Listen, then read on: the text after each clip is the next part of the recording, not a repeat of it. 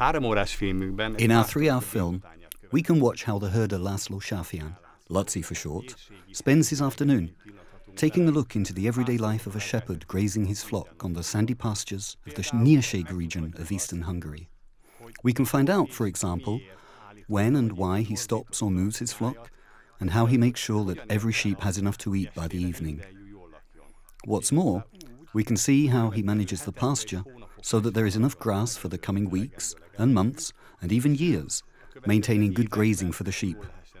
In parallel with this film, we are also making a bilingual book where you can learn more details about the pastoral knowledge of the Sáfián family and their everyday lives. The sheep are still having their midday rest, so Laci will soon take them for their afternoon grazing.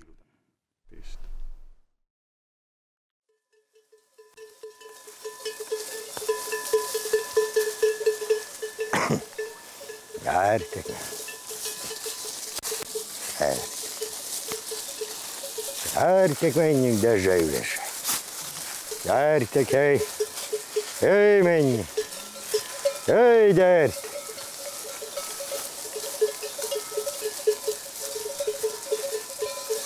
Gyertek, gyertek! Hely, Dezse!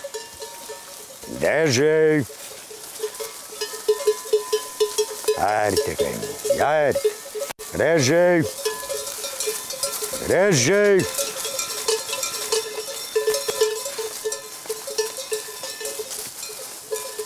Gyertek! Gyertek, gyertek! Jöjj, gyertek! Gyertek, menjünk! Jöjj! Gyertek, gyertek! Jöjj, gyertek! Gyertek, menjünk! Jöjj! Gyere utána! Gyere utána!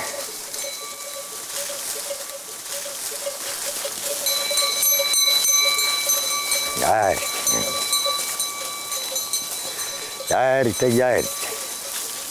Gyertek, szédikeljünk! Gyertek! Gyertek! Gyertek, gyertek, menj! Gyertek! Gyere, cifra! Gyertek! Gyere, gyertek! Jöjj, gyertek! Gyertek! Jöjj, gyere utána! Gyertek!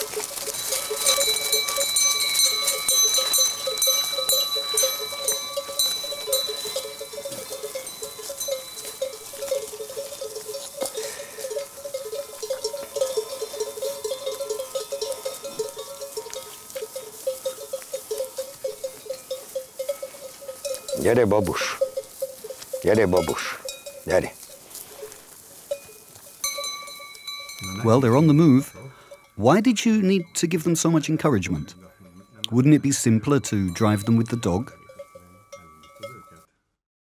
I used the bellwethers, the leading rams called desde and revisado, to get the flock moving.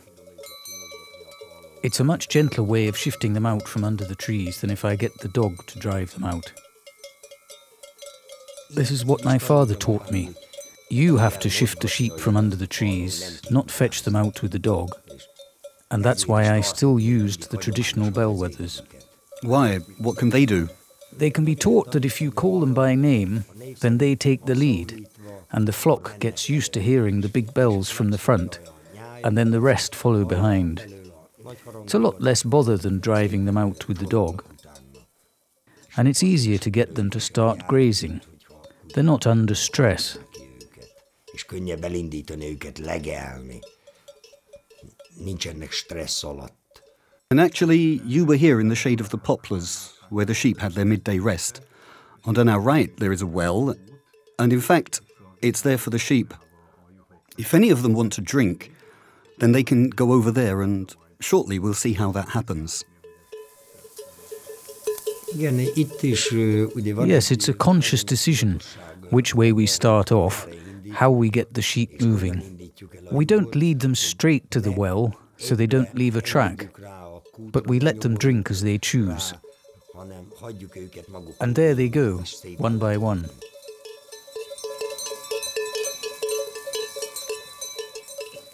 A few of them are already starting to go there. I see. So that's why you stopped here. I let them go and drink when they want. They're not driven there all together, so that the grass doesn't get all trampled. It's better for the pasture and better for the sheep to go and drink individually, and they can make their own way over there, while the rest can graze. Yes, you can already see that the ones in front have started grazing. I let them graze the same way when they come for their midday rest, stopping near the well, so that they can all go and drink when they want. So you can see there's a trough next to the well, and they're all lined up right and left, and the others are starting to form a crescent moon shape as they graze. Yes, we let them drink at their own pace, and graze at their own pace too, and then the grass around the well doesn't get trampled on too much.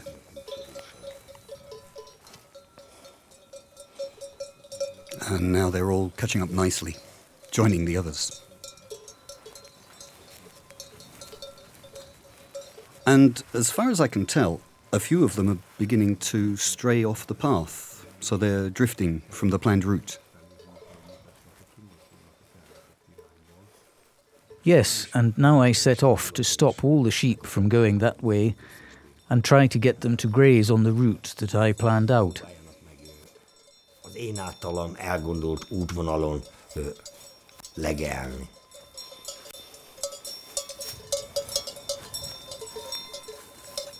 Nem, ezt eltoltátok. Nem. Hallod, kedves? And nice and gently you managed to turn them around, as we could see. Yes, and I still left a chance for anyone who's still thirsty to go and take a drink. And the sheep didn't get scared, but just turned round. In this way, I don't need to set them off again. They move continuously.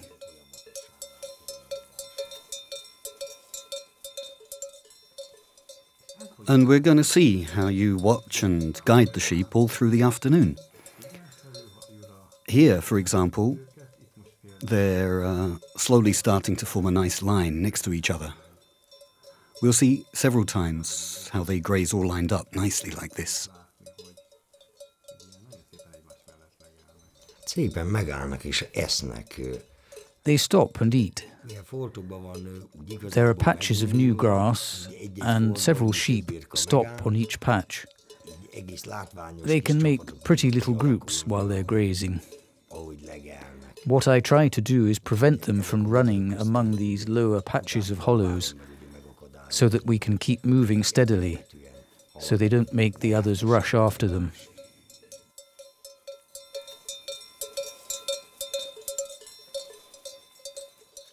Now we can hear the iron and copper bells ringing.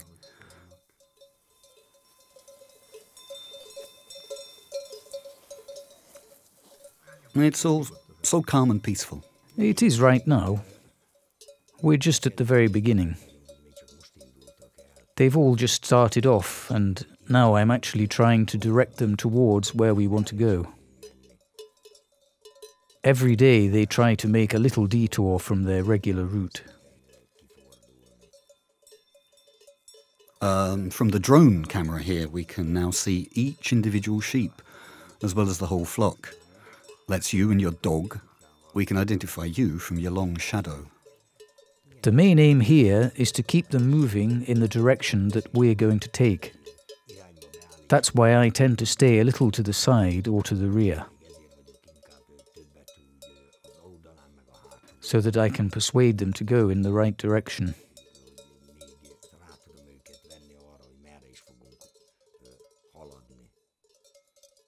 But there are still 2 or 3 sheep straggling behind. No need to worry unless they're sick. They'll catch up when they're ready, nice and quietly, without scaring the others. So I don't shout out for them to come. They'll come of their own accord. They're still within sight, so no cause for concern. Yeah, here too they're grazing happily. But nowhere near all of them. They're moving a bit faster here, as it's a more sandy part, and the green grass can be found only in the little hollows. That's why the flock is a bit more scattered here. Úgy megzöldülve, és ugye ezeket a kis aljakba állnak be, és így emiatt inkább széjjel van szaggatódva ugye a nyáj.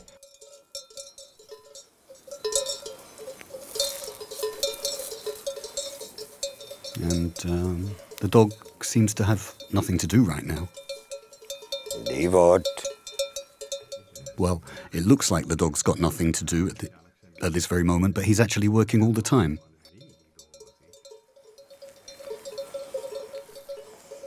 Generally, if there's no other task, then it's the dog's job to stay behind me. Or he walks in front of me and very gently turns the sheep around. But the sheep will turn away from the mere presence of the dog, and this results in very gentle movements in the flock. Only the sheep he gets close to will turn around. Now, here in the middle of the picture, we can see one of the bellwethers. It's obviously been sheared. Well, traditionally, we shear them like lions. Which means they have a mane and a bobble at the end of their tail. Yes, a bobble. So he looks like a lion. Now, we can see your pasture more and more clearly. There are parts with short grass, like fescue, and there are some taller plants, like this rush in the foreground. From the aerial photo, we can see how many patches there are in the whole pasture. That's why I have to stand by the sheep, so they graze evenly everywhere, because they would soon eat up the best grasses and trample down the small hillocks. So that's why they have to move slowly, and why I have to be next to them all the time, sometimes in front, sometimes behind, making sure they graze evenly. These little hollows would soon separate the flock, and then they'd run all over the place. Mert ezek a kis gödrök hamar széjjel húzzák a nyájat, és akkor csak szaladgálnak.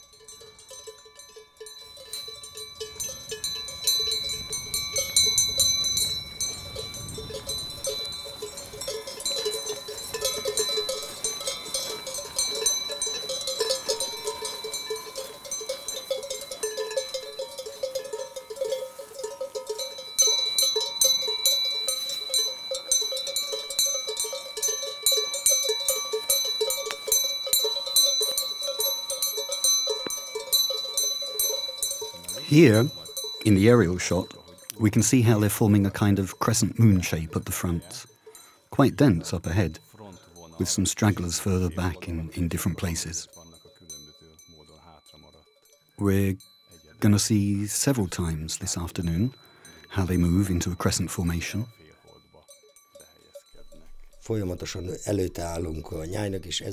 We constantly stand in front of the flock, and this leads to wings being formed on the right and the left.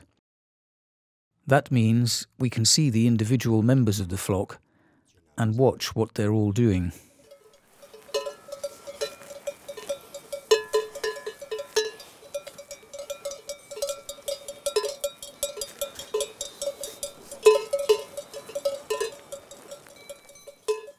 There are several methods of grazing known in the world: the nomadic, the semi-nomadic, the transhumant, and the sedentary that makes use of local pastures.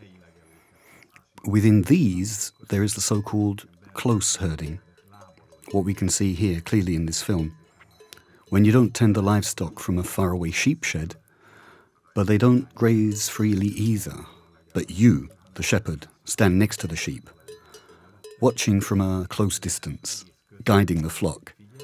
And you are actually one of the great masters of this. This is how I learnt it from the start. My father used to say, "You're not a shepherd if you have a long stick. That is, if you graze your flock from afar. You have to be up close, always, and then they get used to the fact that I'm there too with the dog." They can graze near the dog as well, not just next to me.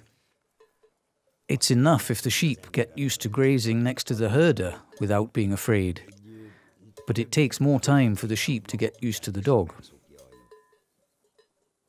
Now we can see how the dog is also herding, watching the flock. It's interesting to see how Divot concentrates all the time on the flock. He watches them constantly, and that helps me in my work. If he stands there and moves a little, if the sheep graze close to him, then with that slight movement he can guide the flock.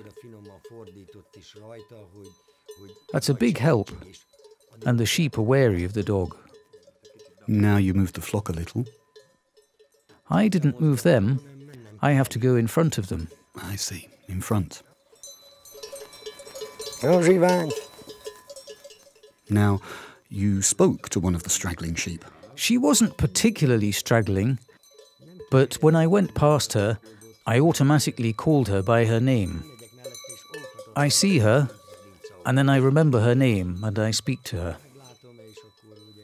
Sometimes because she's not in the right place, sometimes just to be nice, so she gets used to her name.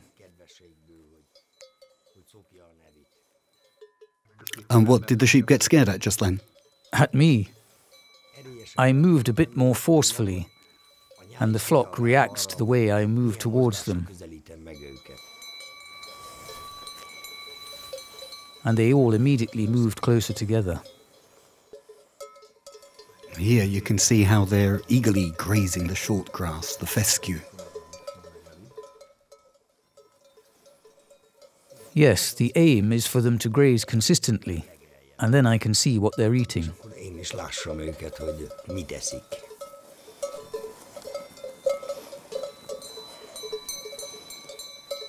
And now, for the next few minutes, we're going to see you leading the sheep. Although you're not actually leading them, but rather stopping them. So that very often you place yourself so that the sheep, who are not moving very fast anyway, slow down even more. And in that way, I guess you're encouraging them to graze.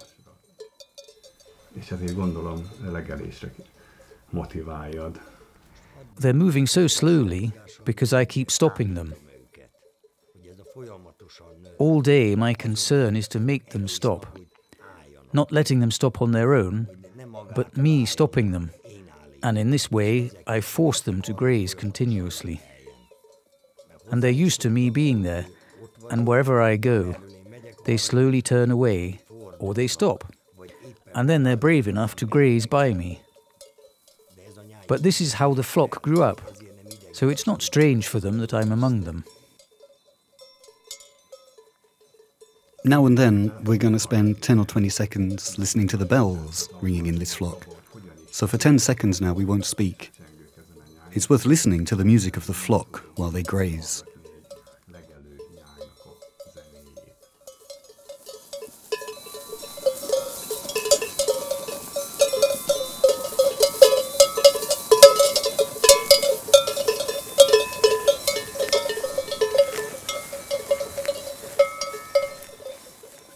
We'll listen to them again a little later. From the sound of the bells, you can tell how much the sheep are grazing, or in which area they're grazing, because here they're eating the small grass, so the bells fall silent.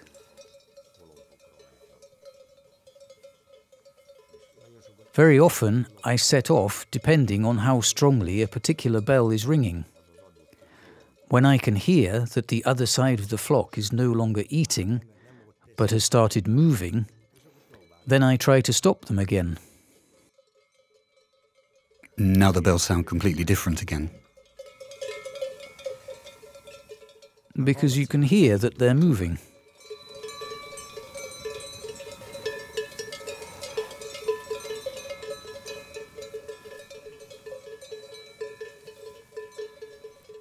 Here you can see clearly how they've avoided this patch of reed grass, Calamagrostis. There are some things they don't eat. The most I can do is to get them to tramp it down. The sheep go along these same tracks every day, and I try somehow to use the sheep to keep the reed grass down. Although they don't respond very much to this trampling, but at least it stops the new shoots. As long as they keep grazing from it, then the grass keeps regrowing. We have to utilize every square meter of the pasture. A French researcher worked together with some French herders. They developed a model of how a herder divides up the pasture, how they portion out the pasture to the livestock. There too, they herd sheep. They called it the menu model. They actually work out a menu from morning till evening. Since the pasture isn't the same all over, there are different types of pasture on this bigger pasture. And just like you don't give a child chocolate before lunch, because then they won't eat so much pea soup, you also somehow portion out the different patches of the pasture for the livestock. Ti is valahogyan így adagoljátok a legelőn különböző foltjait a jószágnak. We constantly figure out what the sheep should graze on, when, and for how long, and we think about it every day. It's true that our main aim is to keep the sheep well fed that day, but we also have to bear in mind that we're coming out tomorrow as well. Azért mindig gondolni kell arra, hogy holnap is ki kell jönni. If I just let them eat what they prefer, what they like best, that leads to overgrazing, which is no good for me, and no good for the pasture either. And then 2 days later, they'll only be able to run across the pasture. 2 nap múlva csak szaladgálni fog a legelőn. That's why we force them to eat what they don't like so much, or what they'll only eat after some time has passed. So when they're half full, they'll eat it, but not beforehand. Yes, that's right. We usually say that on an empty stomach, they'll eat more kinds of grass. And as time passes, in winter for example, I'd say that they'll eat some 80% of things.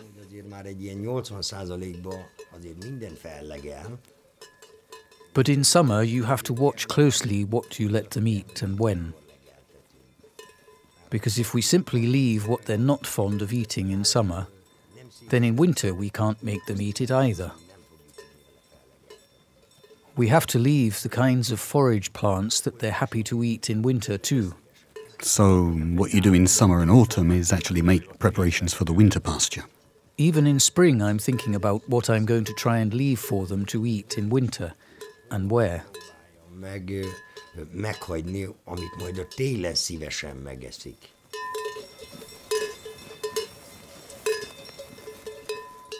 Now the bellwether has started moving. We can hear the sound of the big iron bell.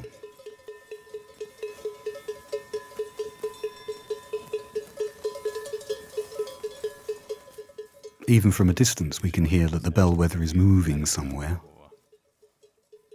As I've kept away my distance from him, he's moving towards me.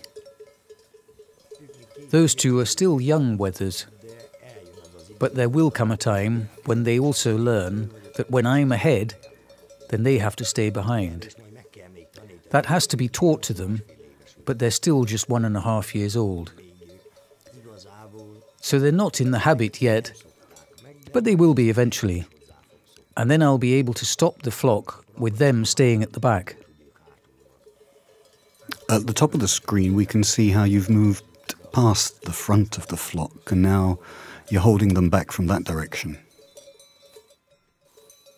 Here you can see how the sheep at the back are almost uncoiling outwards.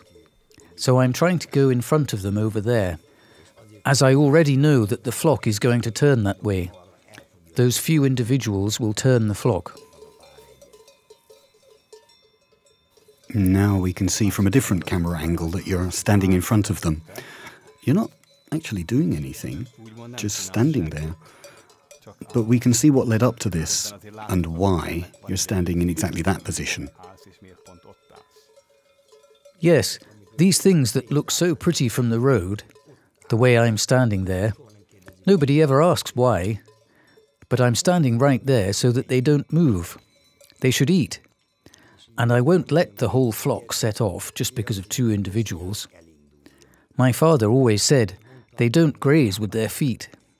They need their feet to be brought out here, but they eat with their mouths. It's their mouths that make the sheep beautiful. Exactly. Yes, and you've usually got the kind of dogs that act on your instructions. But also, when you let them, when it's necessary, then they very carefully go around those few sheep who are not behaving well for some reason. And very carefully they make them change their minds. Now you're almost right at the head of the sheep. And we're going to see how David sets off towards those sheep in the north who are about to break loose from the flock. Now, he moves them back very gently. You can see the other 300 sheep don't move at all. They barely notice him. Well, this is something that's very hard to train a dog to do, so it knows just how far it can go. We really have to watch each other to see what we're doing.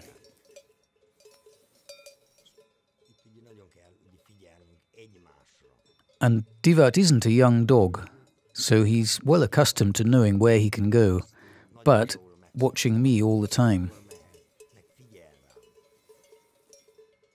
Here, you're not standing, but you're clearly not sitting on the ground. What's happening here? I'm sitting on my stick. It's the right height for me to be able to see the whole flock. I always enjoy sitting among them.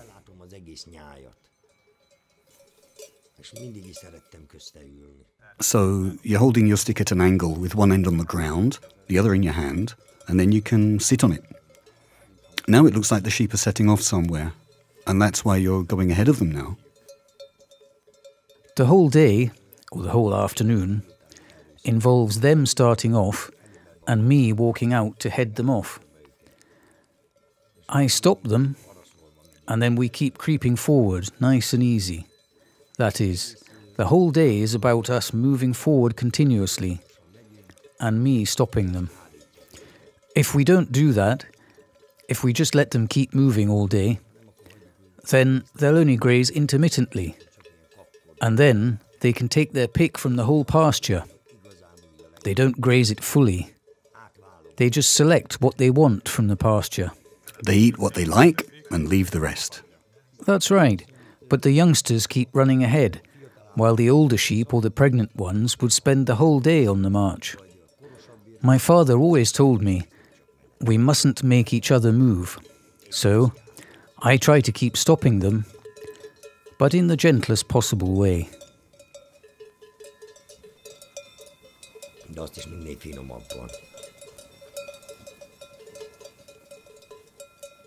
Right, I see now. It's because of these sheep that you've come over here to the end.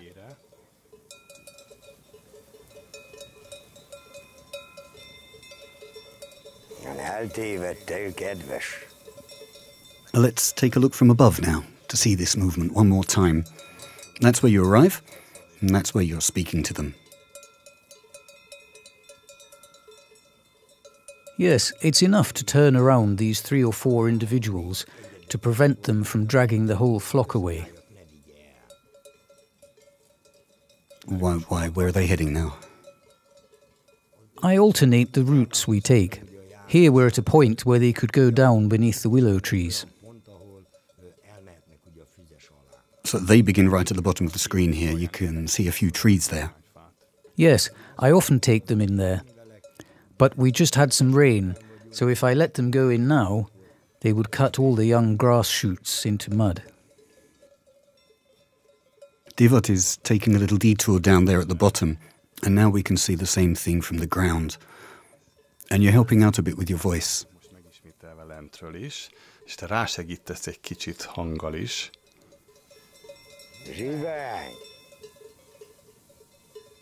And the front runners have now stopped.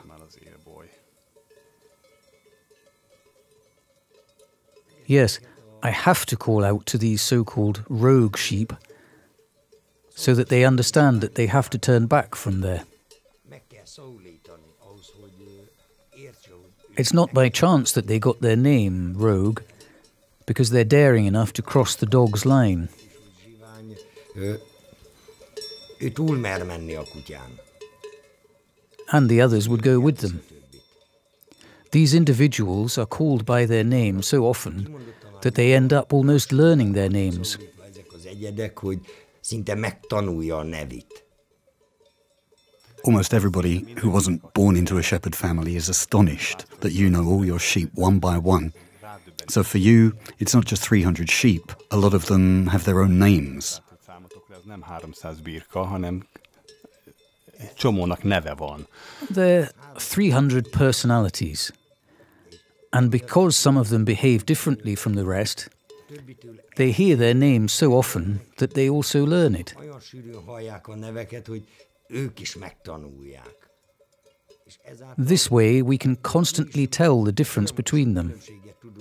The way they look, the way they behave, so it's easy to remember which is which.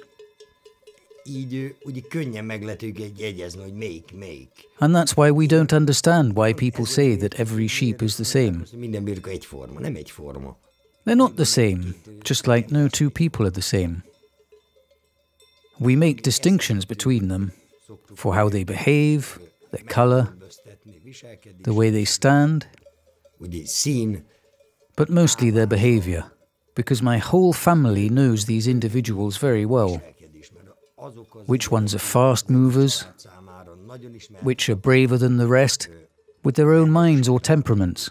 vagy mondjuk úgy, hogy bátrabbak. Yeah, it's true. When you're in a group of people and there are some twins, when you meet them for the first time, they're completely identical.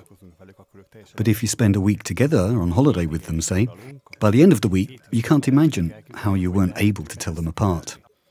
So it's the same kind of thing. If you spend a day with the sheep, then you realize that this one always walks at the front, that one is always so curious. The only difference is that we raised these creatures. They were born here, and we've known them ever since they were little lambs. Literally since birth. In a lot of cases, I know exactly where in the shed they were born, where they came into the world. Of course we don't mix them up, because we know which position all these individuals occupy in the flock. For about 80% of them, come evening time, we know where in the shed they're going to lie down. We know them that well.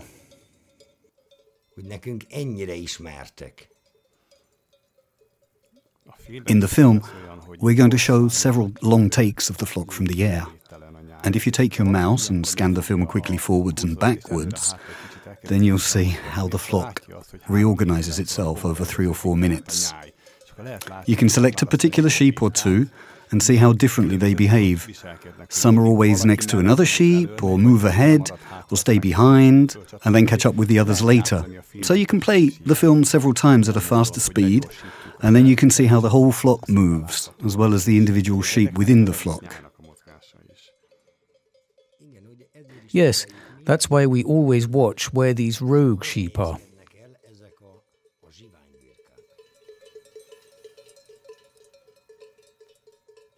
And we always have to preempt them. In the aerial shot, you can really see how much the rogue sheep make the whole flock move. Just 3 or 4 sheep can direct the entire flock. Yeah, here you are above on the left walking, and you can see your long shadow and the dog shadow as well. But here they're grazing out of the group again. So I have to set off once more to head them off. Why? Where are they going now? Or are they just moving forward?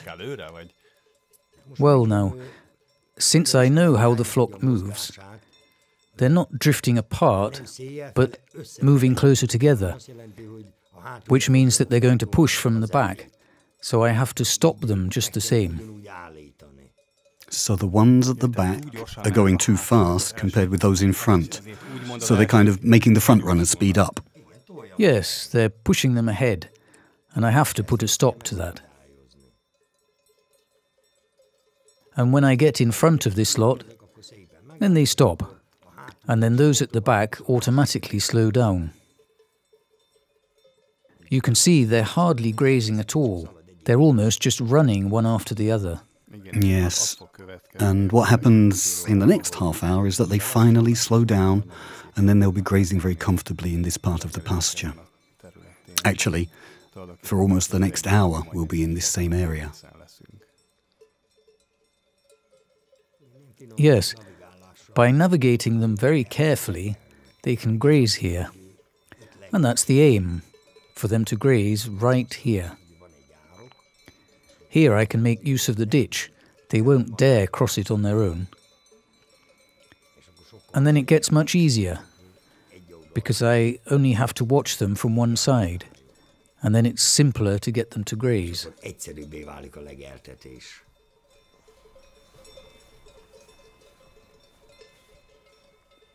You can see them quietening down, with me moving in front of them. And from now on, we can just watch and admire them eating. What a wonderful experience, really.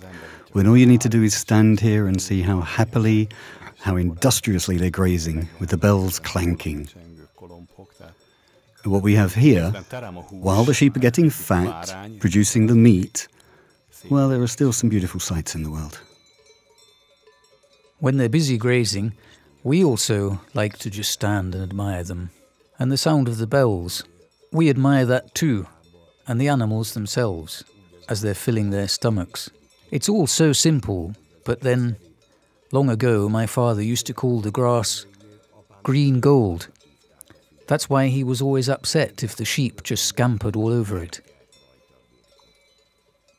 What God has given us shouldn't be wasted by letting them run around on it. He always said, if you're not lazy, they'll eat it. But for that to happen, we have to stop them and be around them so they don't get alarmed or worried. It's hard for the grass and hard for the livestock if they're constantly being disturbed.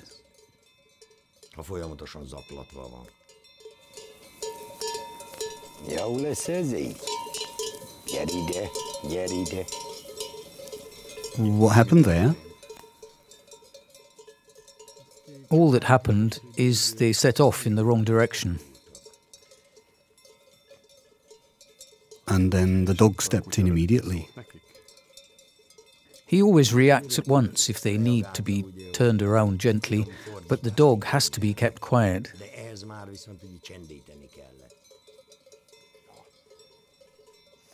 There are several times when you say something to the sheep and to the dog at the same time, and everyone understands what you said to whom. I have to keep an eye on both of them, to see how the sheep react to the dog moving. So I direct the dog. But the sheep are used to me talking to them first, and then to the dog.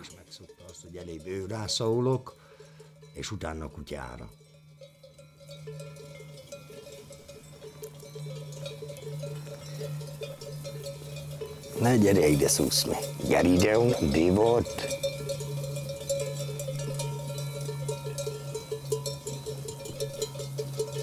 Gyere ide, ne bántsd a szuszmit. Mondom, hogy ne bántsd, gyere ide. And what was that all about? The dog knows that when I sit down somewhere, if he's already turned the sheep away from a particular place, then he automatically won't let them go back there. There's a very loyal sheep who always comes over to me, and now I called her by her name, telling her to turn around. But the dog was already onto it, ready to guide her back, and not to let her come closer. And so I called the dog back, not to hurt her. How well does the dog know the sheep individually? So are all the sheep the same to him? Or does he know how to behave with them differently? A lot of people will have their opinions and analyses, but I'd say the dog already recognizes lots of different sheep. You know, with the really rogue sheep, I have to set the dog onto them more often. And I've noticed that the more urgently I command him to go, the more forcefully he stops them. But it's more automatic now. With these rogue sheep, he's more determined to stop them. Especially the ones I call by name, he'll stop them even more firmly. At some level, I'd say he can tell the difference between them. In fact, I'm absolutely sure he knows. If a sheep gives birth out in the field, when he's turning the flock, he'll leave the lamb, and he won't bother its mother either. He won't even try to get them to follow the others. So I'm sure he can tell the difference. Let's listen to the bells for a little while again. We'll keep quiet for a moment. Kolompok, csengők szavába egy picit maradjunk csöndbe.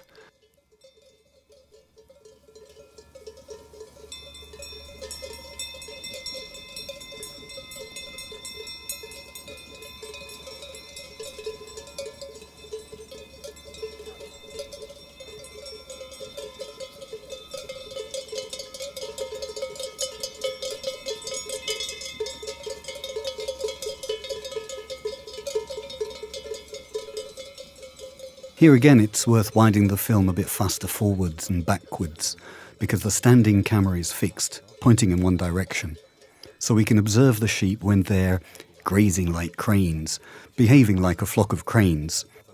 One sheep looks to the right, another to the left, and if we speed the film up, we can see that the whole flock actually stays in the same place, even while the individual sheep keep moving within the same area.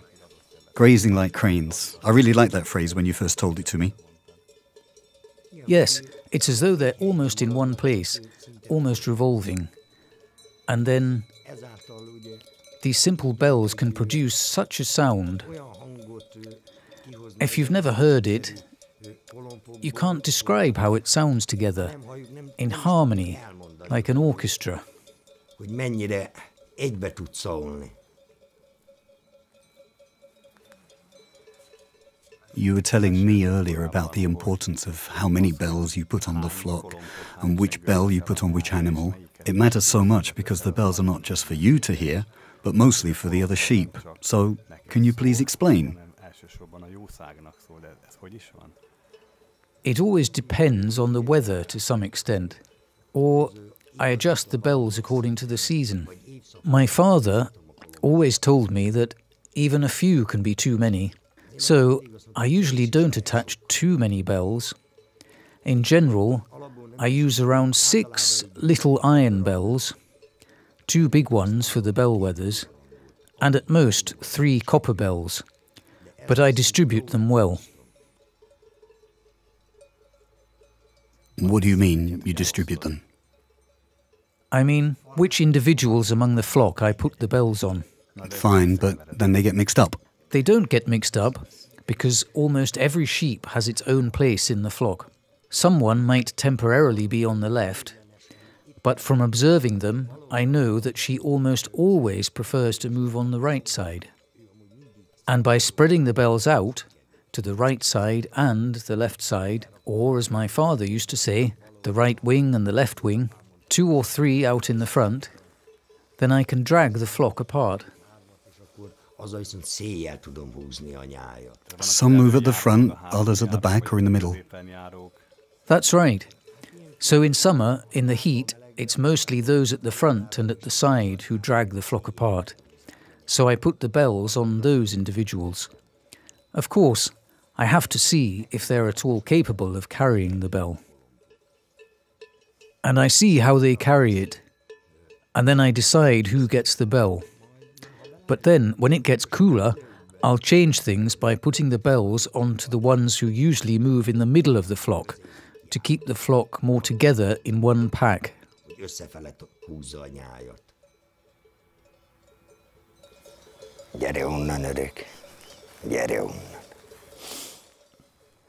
Why did you call your dog back then? Did he do something wrong? We know each other well. The sheep started to move more suddenly, and he just wants to help me. So I head him off and stop him. I tell him gently to get behind me. Ezzel már rögtön megelőzöm ugye a bajt, hogy ő elinduljon. Így jelzem neki finoman, hogy hátam mögött kell jönni. Now we can see clearly how the flock is grazing like cranes, because cranes also graze like this when they're migrating in spring and autumn. It's the kind of thing that only a shepherd would notice.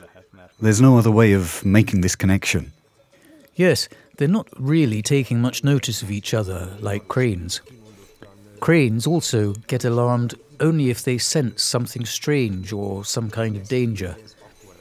But apart from that, they graze independently of one another. That is, as much as you can call them independent, but they move around their own little area. The herd instinct to follow each other doesn't hold true so much here. That's why I say it's so important how the bells are placed within the flock. Ilyenkor mondom azt, hogy nagyon mérvadó, hogy hogyan is van elhelyezve a kolompok ugye a birka nyakában. Which individuals I attach the bells to. Because if, let's say, one of the sheep senses a danger from outside, then that one's bell will ring out. So in fact, the sheep knows where it is in the flock, where the ones at the front are and at the back, so it knows how fast and which way the flock is moving. And if everything is normal, if you like, if there's no problem, then all the sheep has to concentrate on is eating. But if one of the bells starts to ring in a strange way, then it's a signal it has to pay attention to something. So actually, the bells help the sheep to graze more. Yes, that's right. If we use the bells well, they're a big help. It's a misconception to say that the only people who use bells are the ones who graze their flocks from a distance.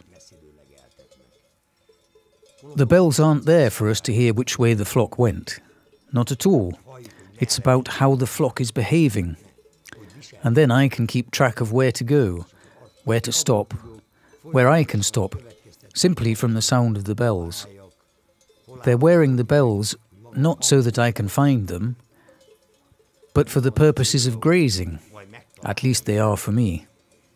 Hanem legeltetés céljából vannak fent rajta, legalábbis én nekem.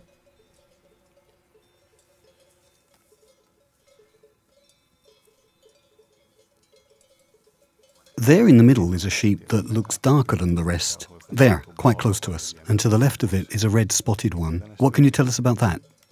That's another sheep that everyone in the family knows, because she always had ewes before now, and we always kept them. So that one represents her own little family. There are 5 of them now, and including the 3rd and 4th generation, they come to 11 in all. At this very moment, I can't see anyone else from the family close to it, but come evening, they'll all lie down together, and you can see that they're the same kind. Estével szépen úgy azért összefekszenek, hogy azért jól látható, hogy az egy típusú. So they're relatives. That's right, the same kind. Even by looking at them, you can tell that they've got something in common. Yeah, now, here too we can see the different patches in the pasture. Some have withdrawn into the shade, but here in the middle, in this patch with more rush and reed grass, there are fewer sheep than in the patches with fescue. So they have their own mental map of the pasture. So that's why you need to drive them sometimes to places where they wouldn't venture by themselves. Yes, it's a constant battle to make them eat everything, or to stop these plants from spreading by having the sheep trample over them. So I always have to think through where to drive them and when. Sometimes we deliberately take them to places simply because we haven't been across them for a while. And then these little tracks are formed in the dense patches where a more mixed forage can start to grow, and then they'll begin to eat it. Or in these patches of reed grass, when it's new growth, if we drive the sheep in there, they'll start eating it.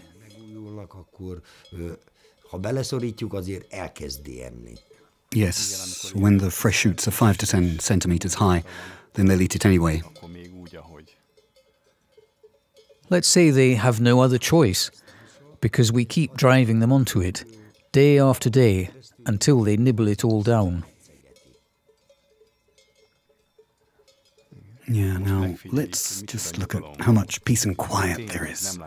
Now we can't even see the heads of the animals, not one of them, because they're all busy grazing. This is the kind of image that makes me say it's a joy for the shepherds. Shepherd heaven. That's why we walk so much, to get to this state. This is always our objective, so that they graze where we want them to graze. So it's not them who decide. That's interesting, because as a biologist, I would imagine that the animals themselves know what's best for them, when and where to eat. But we've already talked about the example of children who can't always decide what they should eat and when. And there are several studies, in Africa for example, where scientists examined how the animals the pastoralists herd there not only eat more, but also better quality grass compared to free-ranging animals. As to say, the ewes and cows raise better lambs, goatlings and calves, and at the same time the mother animals are in better condition too. So it's interesting that left all alone, the sheep and the pasture too are not in as good condition as when they're herded. Now, I look at it from the sheep's point of view, that it's better if I decide when to stop, if I'm in charge of the grazing.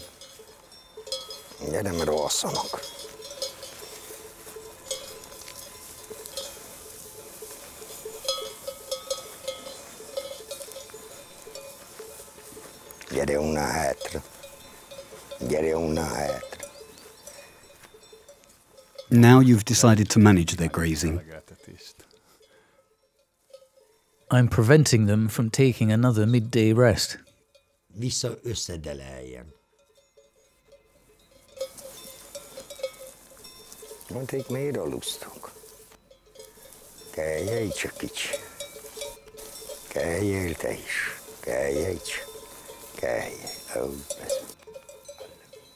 Were they getting ready to chew the cud now? They stopped in the shade, and then they start ruminating. Or they just lie down and chew the cud, and when one starts, they all want to join in. But now it's grazing time. They should graze, not sleep. So I move them on, so they don't tempt anyone else. There's a device called in Hungarian an electric shepherd. It's actually just an electrified fence. It can't do the work of a shepherd. For example, a fence like that can't make this sort of decision. I always say that an electric shepherd is perfect for keeping the livestock in place, but it's an exaggeration to call it a shepherd.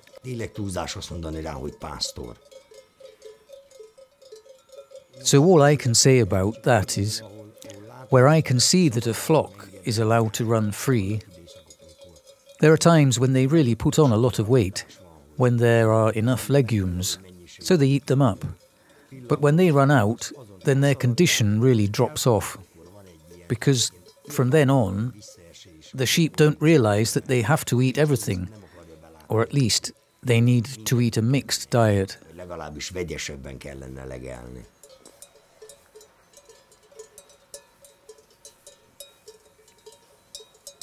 That's why I prefer it when I'm there and I can see what they're doing and get them up and move them, or stop them, as the case may be. Now you're just about to deal with that sheep that doesn't want to join the rest, and David also wants to help, but you won't let him. De nem hagyod. Erre gyere kicsi. Gyere onnan. Gyere onnan. Why didn't you let David do that? Because if the sheep gets scared of the dog, then it'll run among the others and disturb them all. I always have to take care which ones. You know, there are these rogues. Which ones will wait until the last minute? It's almost as though they know the dog as well. Not only the dog knows them. So that one just turns round and trundles back to the others. But whoever stays out on one side, or stays behind only rarely, if the dog goes near them, they get scared, and then they run back to the flock. And then? Then that disturbs the grazing, because everyone gets alarmed, and then the herd instinct kicks in automatically, and they all start to run into a dense group. So we try and stop this from happening by going about things gently when we want these individuals to turn back. Most people generally think that the dog does the work instead of us. They think that's why we keep a dog. We really need the dog, it's true, because without a dog I couldn't do this. But 80% of the time, I have to solve the problem, not the dog. I'm talking about a good dog, one you can control, not the kind who drives the sheep back from a kilometre away. That wouldn't be good for me, and not good for the sheep either.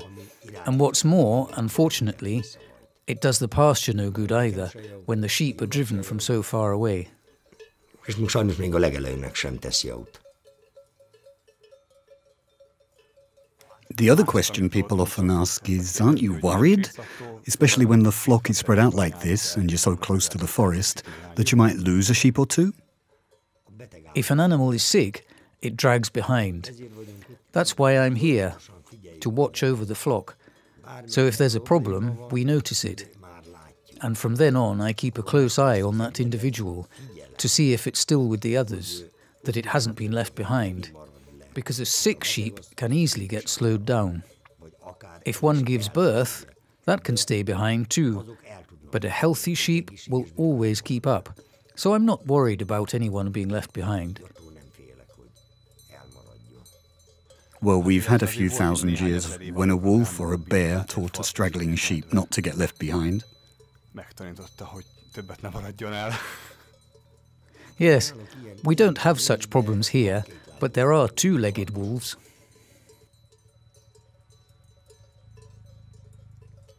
Yeah, here we're going to see a motorbike up above. And those sheep up there get frightened by it. So there, they got startled. But they very quickly started grazing again. They could see it wasn't a lasting danger. The trouble is, people don't respect the pasture anymore, and they drive around with these noisy vehicles. Gradually, the sheep are getting used to it. They might jump a little, but not like 10 years ago, when these loud bikes first started coming out here onto the pasture. They were terribly afraid then. They used to run and huddle together into a group. But they're slowly growing accustomed to them, and even I no longer wish for them to get punctures in both their wheels. Well, we're going to hear this noise more than once, when a car goes by, or a group of kids, or a motorbike passes down one of the nearby roads, and the flock really doesn't react often to the noises. Yes, there's a road here anyway, so they have to get used to the traffic coming and going. So if there's no really loud noise, like an off-road bike, then they barely notice the sound of a normal car nowadays. When one goes past, it's more the noisier ones that the sheep are alerted by. Hogy ott az elment. Inkább az ilyen zajosabbak, amikre jobban oda tud figyelni a lyuk. We're out here in the pasture now with 300 sheep. But you don't have just 300 sheep, do you? You and your family. Where are the others? Hol a többi? The rest have just given birth. It's lambing season now. So they're at home right now with their lambs. We call them the mother sheep. So they graze separately. They all get a little extra, some fodder, some corn.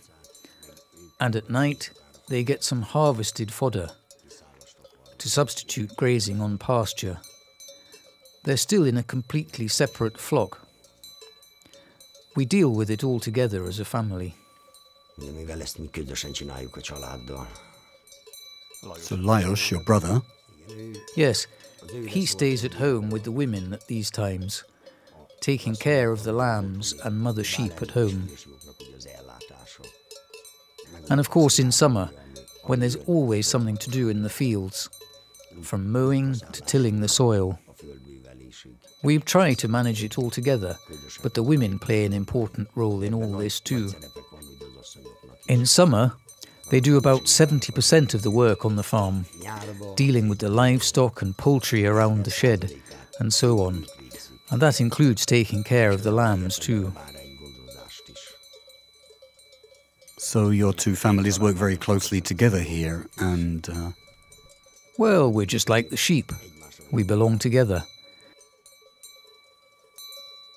And the way we try to do it is all for one and one for all, and together for the sheep. And you just watch the sheep. You watch them and think about what's next. Yes. At times like this, as you could see just now, I notice which sheep are in heat, and then I work out roughly when they're going to give birth.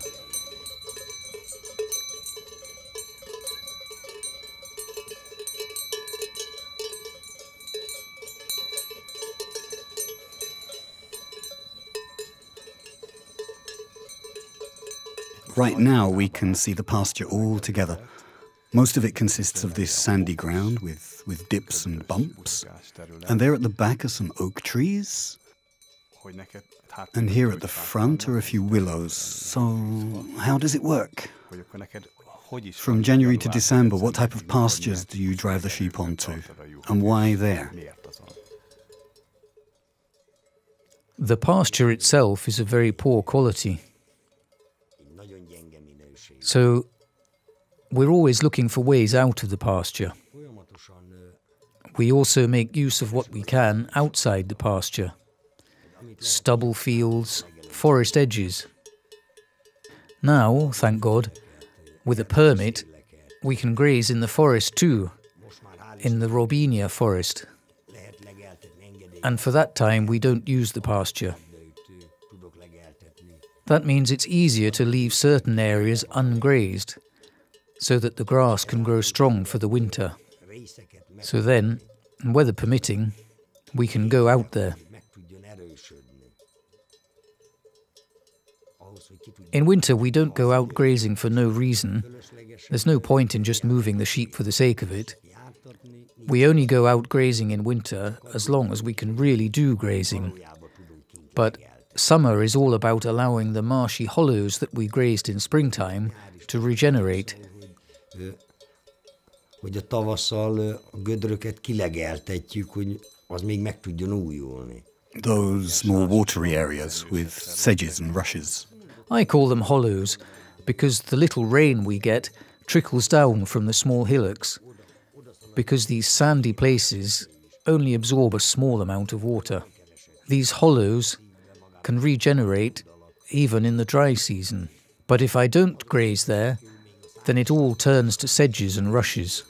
There are two reasons for taking care of these. In fact, we have to graze them, because if not, then the pasture will be taken over by sedges. Ezeknek a odafigyeléseknek, hogy valójában ki kell, hogy legeltessük, ha nem ellopja a legelőtt a sás. So this means not only that pastures can be of different quality, but that the different areas should be grazed at different times. So some of them, like the ground layer of the forest, you don't go grazing there in summer, but in spring, the brome grass is very important to you. Likewise, you can only graze on sedges at a particular time of year. Yes, the sedge has its own time. That's why springtime grazing is so interesting. If we want to graze the sedges, we have to do it in spring. But the broom grass, Bromus sterilis, is just as seasonal. We can graze both of them at more or less the same time. That makes our task so complex. And it's very difficult to make the sheep get used to eating what it doesn't really like. Absolutely love broom grass. So that's why to this day it's still a serious dilemma for me to decide how long I have to keep them here in the sedges, so they're happy to eat those, and when I can set them free on the broom grass. These are constant dilemmas. És mikor engedjem el őket ugye a vadzabra. Úgyhogy ezek egy ilyen folyamatos dilemmák. We have a nice scene here. On the left is you, while the dog is on the right, and the dog is also grazing the sheep. Not bored, not hunting on mouse and hare, not playing, but concentrating fully on the job at hand. Igen, ő is ugyanúgy figyeli őket, mint ahogy én. Yes, he watches them just like I do. He's keeping them within their boundaries.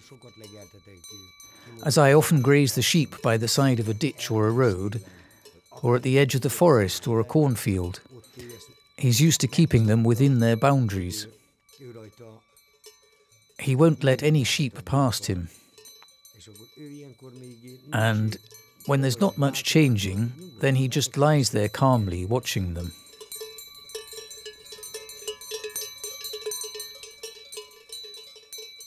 He doesn't take his eyes off them.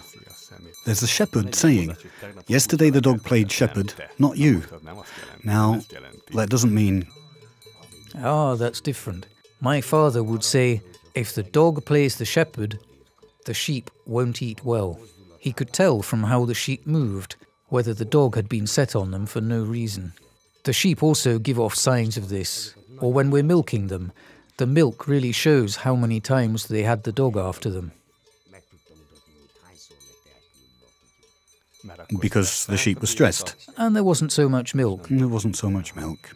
But if the sheep were kept in line by the dog gently, the sheep could eat enough, and then they produced the expected amount of milk. But you can also tell from what percentage of the sheep give birth. If an animal is under stress, it won't breed so much. Hogy a stresszes állatok, ugye, azért kevesebb a szaporulat. And there are fewer twins, so it's always crucial to leave the sheep to graze in peace. Ugye a birkát próbáljuk meg úgy ugye maga nyugodtságába ugye hagyni legelni. We talked about the sedges that you try to control how many grow. There are a few other plants too, like certain spiky ones, which the animals don't really like to eat, so you need to cut them to stop them from smothering the pasture. How do you manage that? I still work with the traditional method.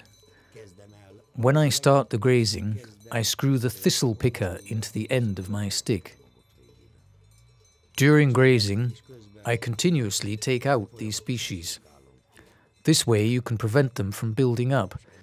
But in some years, not to say anything bad about the neighbours, if too many seeds make their way over, then I have to go over them with a machine. But usually we can prize them out with the thistle picker. If not me alone, then the whole family comes along and we spend the whole day sometimes just removing thistles. Kiszurkálni. Ha nem én, akkor jön az egész család, és akkor tartunk egy ilyen aszatoló napot. And in the olden days, when people looked after sheep belonging to more than one farmer, or the whole village, then half the villagers would come out and remove all the thistles from the pasture. So it used to be a traditional practice. Tehát ilyenek volt az régen egy hagyománya. That's right. But I mostly heard about these from my father. He always used to say that we should leave at least as much pasture after we've gone as there was when we arrived. And that means we have to get rid of these thistles, pull out the bushes, or strike them out with the thistle picker. It's a constant job. Lots of people have told me there's no point, because they always come back the next year. Well, then we get rid of them next year too. We can spend the whole day doing it, my father would say. Az egész napunkból kitellik, mondta apám. Now in the last 1 or 2 minutes, the sheep have begun to move. They want to go across to the meadow. They seem to be really eager, although now it looks like they've slowed down a bit.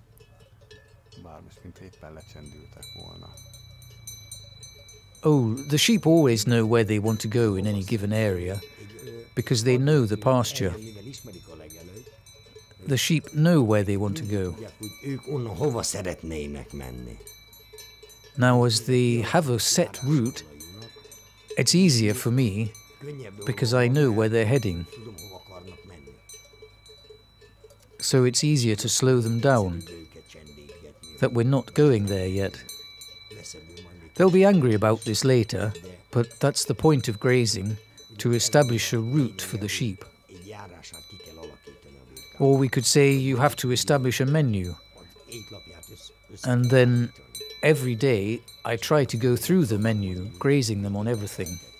Then they know that if they don't react now, when you tell them quietly not to move on, then sooner or later the dog's going to get involved. For sure, there are certain situations that I can't solve gently, but it's not a solution for me just to let them carry on. So then I have to bring them to heel with the dog, and then I let the dog get a bit more active with them. Then the sheep realize that they probably shouldn't have done that. Viszont akkor veszik a lapot, hogy ezt lehet most nem kellett volna. You always have to know how you send the dog, so that it's good for both of us. That is, for the sheep and for me. But in the end, the sheep are the main thing. That's what we live from. And in fact, you teach each other and learn from each other. I mean, you watch the sheep to see what they want to do, and then you decide who's right, them or you. So you keep a check on each other. The sheep give you a sign of what they want to do, and then you react somehow. Yes. If I just forced them to eat here, and only here, they take their revenge by not eating. They're quite prepared to stop and lie down, or they turn around and round in the same place. So we have to learn from them. We have to be observant. We need to know how long we can keep them on this fescue on the side of these small hillocks. We have to look out for this. So they can go on strike. Very much so. Indeed they can. Now, goats are experts at this, but the sheep aren't far behind either. They can very easily make fools of us by not eating, or by simply getting up and leaving anyway. But then we have to realize that they need to be dealt with, turned around somehow, because otherwise we'll harm the pasture or the sheep. So we always have to watch what they're doing. That's really important. And this means, of course, that we learn from them. If nothing else, then we learn what we mustn't do. Ha más nem, ezt így nem szabad. Yes, now the front has formed a nice line, and then there are those further back. Are these ones further back grazing more diligently, and that's why they're behind the rest? Or are they lazier at grazing and end up getting listless?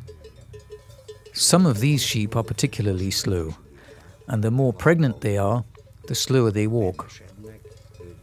That's why we don't drive them forwards, but we rather stop the others, so that the slower ones can also eat. That's why we say the front keeps pulling the back. Tudjanak legelni. Erre mondjuk, hogy az eleje eljártatja a hátulját. And then they can catch up nice and slowly because we didn't let the ones in front rush ahead. We let the ones at the back graze too. We do this by holding back the ones at the front, or by turning them round completely, so that those at the back can graze comfortably. Teljesen ahhoz, hogy a hátulja nyugodtan tudjon legelni.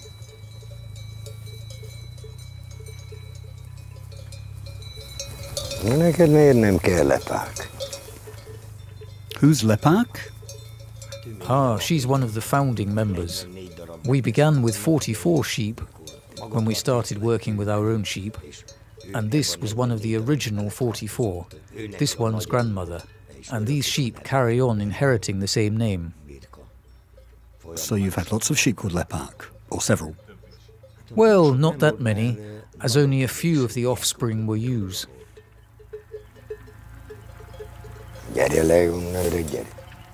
Now you called your dog to you again, but by saying, come forward, what does that mean exactly? It means to come away from there, to come over to me. That's how I tell him that there's no need to stay in front of them. If I don't call him, he'll sit there and won't let the sheep go beyond that line. And that's why we use different commands. So, if I don't speak to him, then he stays. If I call him to me, he comes over. If he goes in front of me, I tell him to come back. And then he comes behind my back. Or I make him sit. And there are all kinds of different commands. They have to be taught to him. But sometimes it's just a hand gesture, or you only slightly lean with your body and he knows what to do, from which side to drive them or to turn them back. Well, we know each other really well now. I know his movements and he knows mine. Even from the way I look at him, he can know if he's not in the right place. But we're together all the time, and we watch each other. I watch him, and he watches me. That's the basic quality of a good dog. That is what I call a good dog. But even here opinions are divided among shepherds. Yes, but we can certainly say that Divot is one of the good dogs. He is to me, yes. Now you're sitting on your stick again, right in the middle of the flock. People say that shepherds walk in front of the flock, or sometimes behind the flock, but it's rarely heard that you're often there among the animals. I've always really liked sitting on my stick like this, right among them, letting them graze right up to me and around me. There are certain inexplicable noises that still captivate me to this day, the way they tear off the grass, the smell of the grass, freshly nibbled off, the sound of the bells. When I'm in the middle of them, the bells sound quite different. And all this together with these little noises, the way the sheep chomp away at the grass and the sound of their breathing, it's a fantastic pleasure for me, even to this day. And yet, day after day I sit with them, or I just let them graze close to me, and from there I can see everything more clearly, and you can almost feel how good it is for the sheep, because you can hear the grass make a splitting noise as they tear the blades off. There you are in the middle, towards the front of the flock. That little black dot is you and your dog. Yes, a lot of people find it strange how the sheep dares to come close, because the dog is there. And they're supposed to be afraid of the dog. At times they should be. But you can get them used to the fact that the dog doesn't always want to kill them. Do you remember when you had your other dog, Turkish? He's in several photos we've got. How they used to lick the grit out of each other's eyes. He was such good friends with the sheep. And then 20 seconds later, it was like he wanted to eat them. He could be so angry with them. So the dog can change suddenly like that, and the sheep can sense it. Yes, that's right. When we live together with them, the sheep get used to him being there. And then, because the salt builds up in the tear duct, the dog licks it out without disturbing the sheep. Because the dog approaches them so tamely that the sheep knows it's not going to hurt them. But then, when he starts off at speed, the sheep knows when the dog is 10 meters away that he means business. These are fantastic things to see, and Divot is the successor of the earlier dog, Turkish, who was also a really good dog of mine. És ugye a Divot ugye ennek a ismert kutyának ugye az utódja a Turkisnak, aki szintén egy, úgy mondom, nekem egy nagyon jó kutyám volt. Now the sheep have moved on slowly, so now you're going in front of them. We mustn't forget that they're still heading towards the meadow, but you've decided it's still not time for that. De te még mindig úgy döntesz, hogy még ennek nincs itt az ideje. Yes, and we're now going to have a situation where the sheep show they're not happy, and we'll see how they get offended. It's like, if we're not going now, then we'll just stop, out of spite. Hogyha már nem mehetünk, akkor megállunk, akkor... These are the hardest situations to handle, because somehow I mustn't hurt them, but I've got to persuade them to keep on eating. Azért valamilyen szinten rá tudjam őket venni, hogy egyenek. So now you're going to speak to them more harshly than before, and they're going to get offended. So that's what's coming in the next 2 or 3 minutes. Yes, for now they're still moving forward slowly, but then you run out of patience. De aztán majd el fog fogyni a türelmed.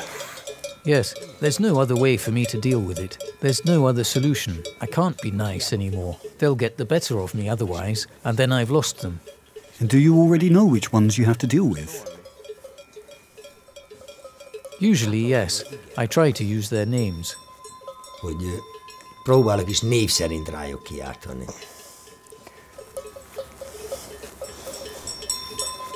Jó, jó, jó. So mostly it was the dog that dealt with the situation now, and straight away you called the dog back with that good, because they've turned back already. Yes, even the dog felt it was time to be a bit more forceful. At times like this, I have to keep saying good a bit more often. Not because he's deaf, but so he can feel that I've run out of patience. And it's interesting how they can sense people's moods, and they try to help us depending on that. És azt szerint is próbálnak meg ugye segíteni nekünk. And we can see that some of the flock are upset. From the drone image, you can see how they're just standing. You can see them clearly. Whereas the other part of the flock have already accepted your decision. And they've already started grazing again. But then, in about 20 minutes, they're going to come back here. So we make a loop with them that takes about 20 minutes. We're going back towards the earlier pasture, and then from there, at a certain moment, you're going to give them the go-ahead, that they can go now. And here comes the really hard part, when I try to get them to spread out again, so that they can all start grazing once more. If I'm too loud, then the ones already eating will also stop. Ha nagyon zajos vagyok, akkor ugye aki legel, az is megáll. So I've got to move round among them to solve the problem, to make everyone start eating again and not let them just stand there fuming. That's a harder challenge than making them stop. So it's a constant struggle.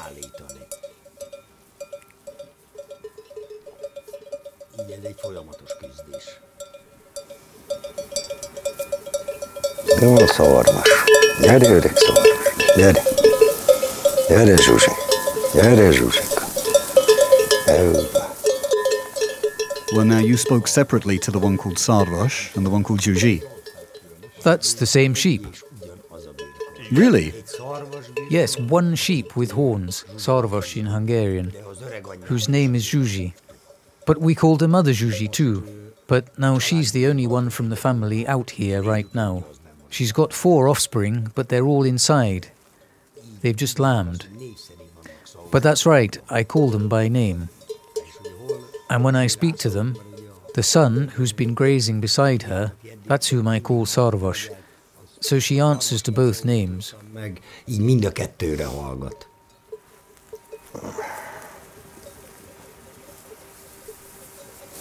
Jó, vele trónfos. Fej. Menjetek egy picit. Now you can tell from the shape of the flock that they're upset. It's really unusual because this is the first time in the film that we've seen the flock in this formation. Yes, and I'm trying to get them all to spread out nicely again, so that then the flock can really get moving properly, so that they start grazing again. Hogy megfelelő mozgással rá lehet venni, hogy elinduljanak, legelni. And now you've had enough, so you're going to shout at them more firmly. Gyere, gyere, gyere.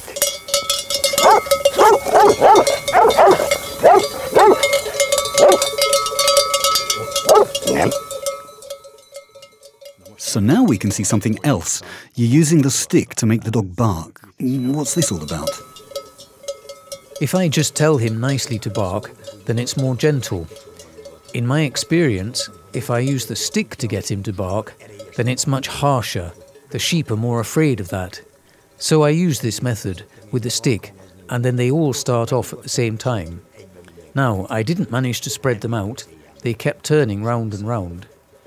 And if we look at the different videos on the internet of people driving their sheep, then this is one of the most common types. You can't see the sheep grazing like cranes or grazing calmly in a crescent moon formation, but someone's driving the sheep from one place to another. Once I tried to find as many videos as possible like this, and I couldn't find any where the flock is grazing like cranes.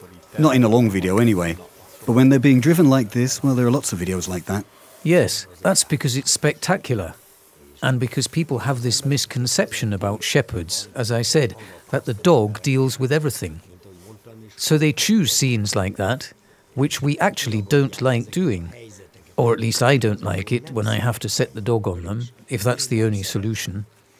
But for outsiders, when they're grazing like cranes, it doesn't look so interesting.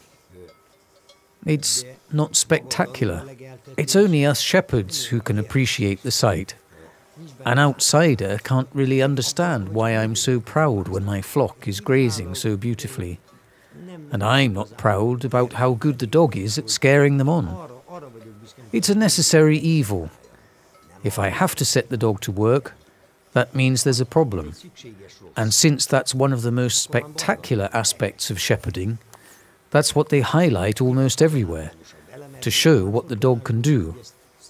We're happy about it, of course. We're proud of our dogs, but that's not what our lives are about. It's more about how we hold the dog back, so that the flock ends up in different grazing formations. At festivals, if you're dressed up in an ornamental woolen overcoat, everyone says, wow!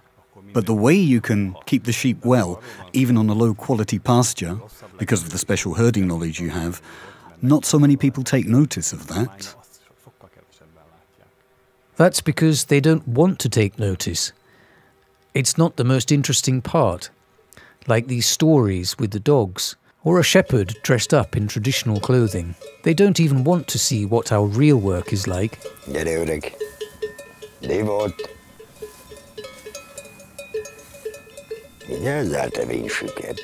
Now the poor thing did something bad again. Well, he sat down again, because there's no water in the ditch right now, but it's nice and green, and the sheep usually go across it. They go in and over. So it's part of the daily routine. That's what he wanted to do. So he has to go and fetch them out of the ditch. So I was warning him not to do that now. So you've got a dog who solves things automatically without you having to send him in. But now and then, you have to tell him not to be so automatic. You have to switch him back off. That's right. He wants to work automatically all the time. So I have to remind him he has to pay attention to me. He can't always act on his own. Really, we're just making use of the dog's instinct. You can't teach him some things, like to look out, because there's a ditch there, and that's where the sheep are going to go over. So if you give him a treat, that doesn't work? That absolutely doesn't work. Now he's acting from instinct. What exactly is he doing from instinct? Directing the sheep, turning them round, stopping them, fetching them back. That's instinct. So we try to make the most of this, and to make him obedient too. But it wouldn't work with treats. All I do then is train him that he can do what he wants. It all depends on the tone of my voice. So he learns to pay attention to me, so that he reacts to my tone of voice, because he'll move out of instinct anyway. The trick is to stop this type of dog, not how to set him off. Mert ő ösztönből fog menni. Úgyhogy megállítani inkább a művészet, nem elküldeni ezeket a típusú kutyákat. Of course, he'd love to chase the sheep for minutes on end, but he mustn't do that. De hát ezt nem szabad. Igen, pont ezért mondjuk, hogy csak... And that's why we say we only make use of his instinct, because we're never going to be able to persuade him to go after the sheep, but we can dissuade him. Among ourselves, we often say that a well-bred dog learns to keep the boundaries by himself, just so that it's doing something. Csak hogy valamit csinálhasson. Megfordulunk, azt megyünk. Gyere! Mi van, Vinzsivány? Mi van? So now you've decided that they can go to the meadow, which they've been longing to do for so long. Yes, only here they know the other route as well. Here we have to turn them around. Yes, here we can see the crescent moon facing the other direction, and now from this you're going to turn them the other way. Well, I'm amazed myself by this drone shot, how beautifully they're turning round. You can see how they're turning. It's not a sudden, uniform change of direction. They just turn around beautifully while they're grazing. I could have done it more spectacularly by setting the dog on them. Only then they would have got offended again and taken up the same position as before, and then I'd have to spread them out again. That's no good for me, no good for the sheep either. They're all turning round while carrying on eating. Yes, that's always the main thing. They should keep on eating. And then, nice and gently, I try to guide them in the right direction, because here they know that they can go straight through the willows down to the meadow.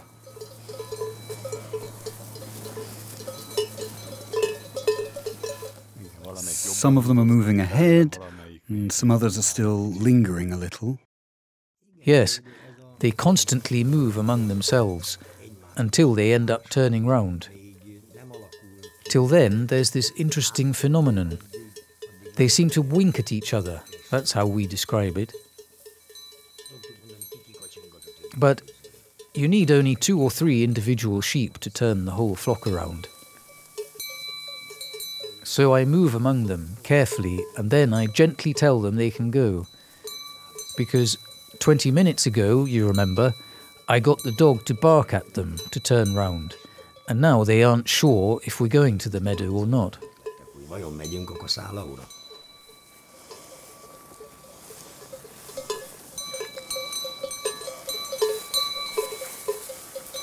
Gyere ide onnan.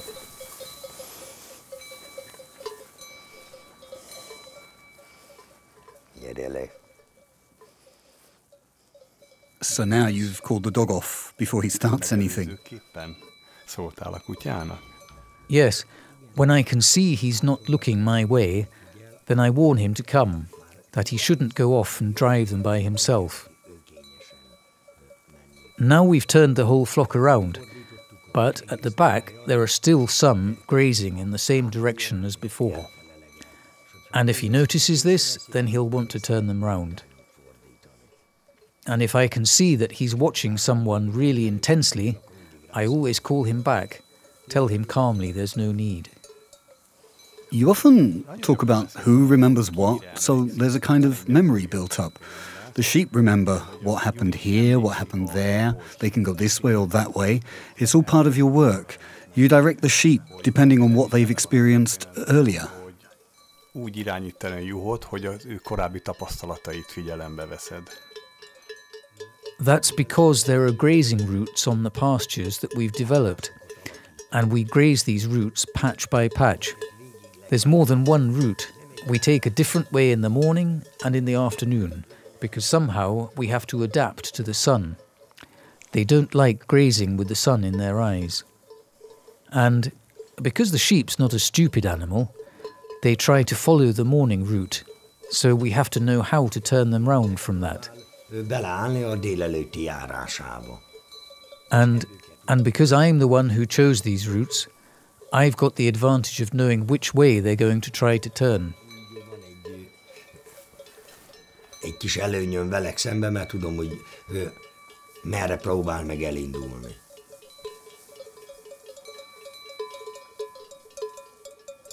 So I preempt them and try to get in front of them. Próbálkozok mindig ugye odaérni. Divat's just lying down now and watching them. Divat és csak figyel.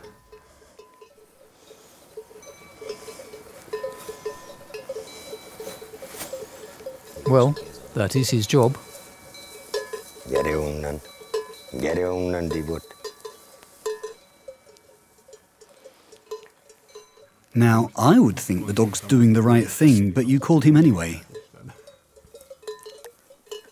Because he would be in the sheep's way. So I called him over there, and then the sheep can come along grazing nicely. At these times, I have to watch them both, the dog and the sheep. De hát itt folyamatosan figyelni kell mind a kettőre, a birkára és meg a kutyára is. Now, for example, if we listen to the bells again, that's the sound of the bells when the grazing flock are moving faster. We say they're scraping the small bells, not knocking them, because they're not making the balls hit against the side of the bell. We also say they're grazing in a daze, but you can hear it on the bells as well, because they don't clang like they would when the sheep are tearing off the grass. Then there's this interesting tinkling sound coming from the little bells, because the sheep are taking steps, but not really, and eating too, but not really. This is an in-between sound that shows they're unsure which way they're going. I remember once I was with a cow herd, and the herd was on its way towards the cowherd's hut. Suddenly he jumped up, and there wasn't even a window facing the herd. "Oh," he said, "they've turned around," and I asked him how he knew that. And he said that these were not the same bells as before. So being able to differentiate between the bells really can help your work so much, because you know what the animals are doing. Yes, that's because we know which individuals are wearing which bells, so we can tell which way they're going, and whether they're grazing or just standing. That's why we use the bells, for grazing, not because the sheep run off somewhere and we need to find them. It's for the sake of the grazing, so we can go to them in time and turn them round. So we can say, "No, come back homewards," or "Stop." They're also good at signalling if the sheep are grazing in a good place. They can tell us if they like grazing there, or if they're just putting up with it. Like just now, when they were just scraping the bells. Azt is tudja, hogy jelezné nekünk, hogy most ott szeret legelni, vagy csak el van ott a birka, mint most, hogy csak súroltatják a fergeit. There in the middle is one sheep who's stopped and is behaving differently from the rest. What's that one doing? Oh, she doesn't really understand what's up. We didn't go on the other route. We've already been turned back from here once. So, can we go? Can't we go? We say that they've stopped to have a think, wondering what's coming next. Hogy megáll és gondolkodik, hogy most akkor hogy lesz tovább. And then the leaders come, the individuals who lead the way for the rest, indicating that they're off. Iránymutatnak a többinek, hogy akkor megyünk.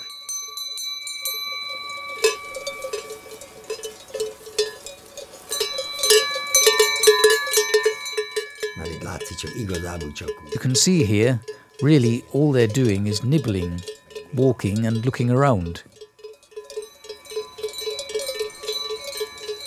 Here, they're waiting to see where in heaven we're going to go. Which direction can we take? Especially as the bellwethers are at the back, the rest of the sheep are completely confused now. The bells that are supposed to be at the front are now at the back because we've turned round. Their usual reaction to this is to slow down. Reakciót vált ki belőlük. Yes, because they're herd animals, so they're used to watching each other to see what they're doing.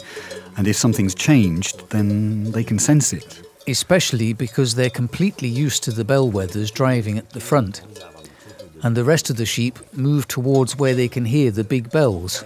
What we have to teach the bellwethers is that if I'm at the front, then they have to stay at the back.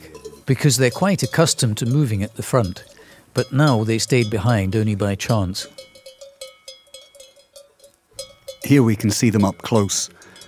Cows swallow up the grass with their tongues, and here we can get a good look at how the sheep eat.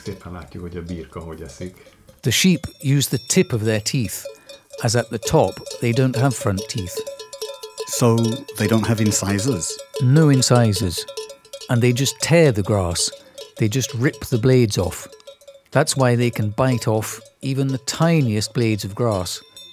But you can see that most of them are still just looking around. They still haven't really built up the courage to head towards the meadow, so they're just nibbling at this and that. Nem mertek elindulni a kaszálaunak. But you can hear it from the sound of the bells that they're not eating continuously now, or they're not all eating right now. Nincs egyenlő legelés. Nincs egyenlő legelés. Yes, so now we're going to drive them over to the meadow, and then once more they'll do some proper grazing. With French shepherds, livestock scientists also found out that they can fit one or two main courses into an afternoon or morning, which they supplement with a few side dishes from the menu. Yes, it's going to be another struggle for me over there so that we understand each other. What they think is good for them and what I think is good for them. But here we're still trying to move over to the meadow, eating all the while.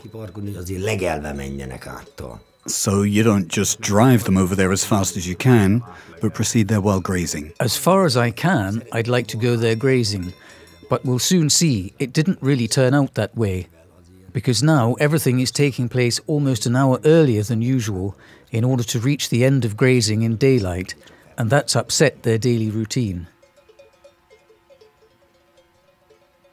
And they're going to show it too.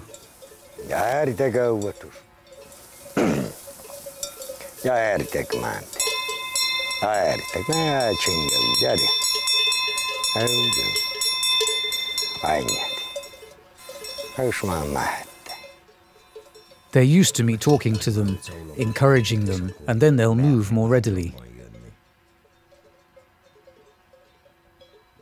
The more forcefully I speak to them, the more readily they come.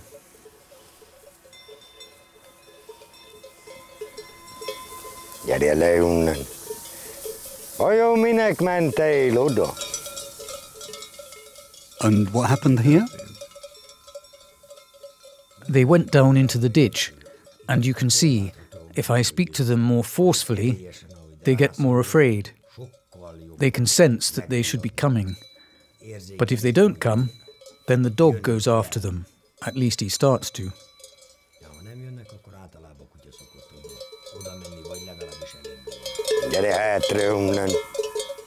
The dog would like to do his job again.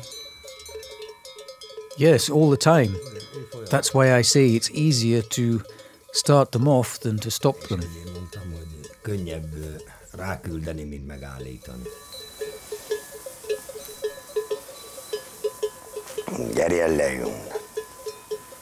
So it seems they can't believe that they can already go to the meadow. That's right. They can't work out why their daily routine has been all mixed up.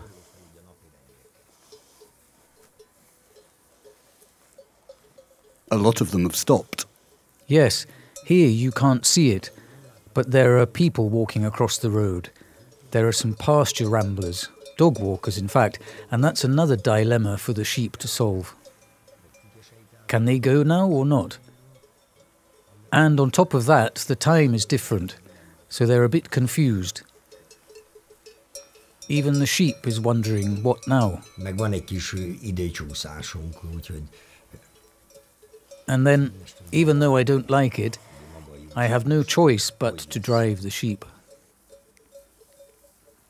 És ilyenkor kénytelen vagyok, hogy most ugye, amit nem szeretünk, hajtani a jót. Yes, so what comes next is that you drive them along a narrow grass strip. Well, we have to make our way over, but today we have to drive them. Otherwise it'll get dark soon, which is natural on a normal day. But now that we're going to the meadow a little earlier than normal, that's one problem after another. De ugye most, mivel egy kicsit előbb megyünk, Vallagitok, deső, mehettek most már. Mehettek.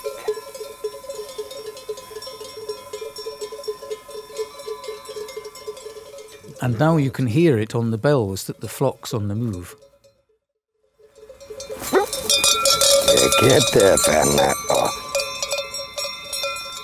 So now they're underway, it's worth listening to the bells again to hear the different sound they're making.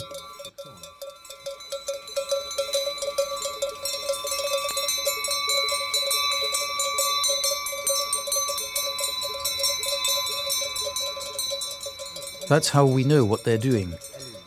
You can hear that they're going at speed, and how they're making all the others follow them. Hallik, hogy erélyesen megyen, és amilyen szépen húzza egymást. I still wouldn't believe it that there are 312 sheep. It doesn't look like so many to me. I always have to multiply my first guess. It's a question of getting used to it. People usually can't tell how many sheep there are. If they're spread out, they overestimate the number. But if the sheep are all moving together, it seems like a lot fewer. I don't really understand why. When I see a flock of sheep, I can tell in about 80% of the cases how many there are. So, I don't understand why others can't do that.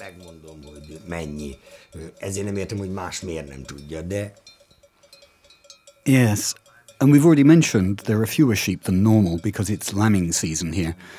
You practice what you call intensified lambing. Yes.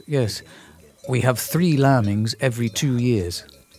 So not once a year, like a lot of places, but 3 times in 2 years. And it's timed in each year according to the 3 market seasons. Every individual has lambs 3 times in 2 years, but not all at the same time. Usually we divide it up so that we always have lambs for sale in the main seasons, by which I mean Easter, in August and for Christmas. But the whole flock is organised so they don't give birth all at the same time. Even when we do intensive lambing, the sheep mustn't all give birth together. So we do it in 3 periods, so that we have mother ewes in the flock all the time.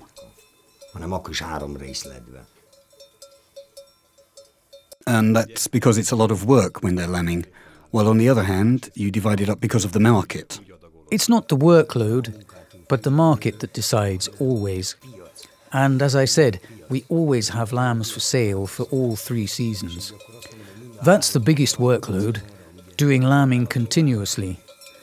We sell 1 lot of lambs, and then the next group is already giving birth. So there's always work to do at home, and out here on the pasture as well. And that's why it's so important to learn how to graze properly, so that we can make use of every bit of grass. Ezáltal ugye adott, hogy meg kell tanulni valójában legeltetni, hogy mindent ki tudjunk kint használni. Because your main source of income is not milk, not the mutton of adult sheep, and not wool, but the meat of the lamb. Now it's only lamb that makes a profit. And for that we have to do intensive lambing. And we have to graze the sheep. That means we can produce a lamb for as little cost as possible. At least, while they're pregnant, we can keep the sheep without extra fodder. Tudjuk ugye előállítani ugye a bárányt, hogy legalább még vemhes addig minden kiegészítő nélkül tudjuk tartani őket. Now, here, these ones are looking straight at the camera because we had to change our position quickly. And they seem to find it strange, the camera and the people around it. They look at everything unusual, at every new object which wasn't there before, especially as they've been moved and because everything is taking place an hour earlier than normal. And then they're more sensitive to changes. They stop and look, they get puzzled. So I have to keep moving them on. Because when everything's normal here, then they keep grazing all the way.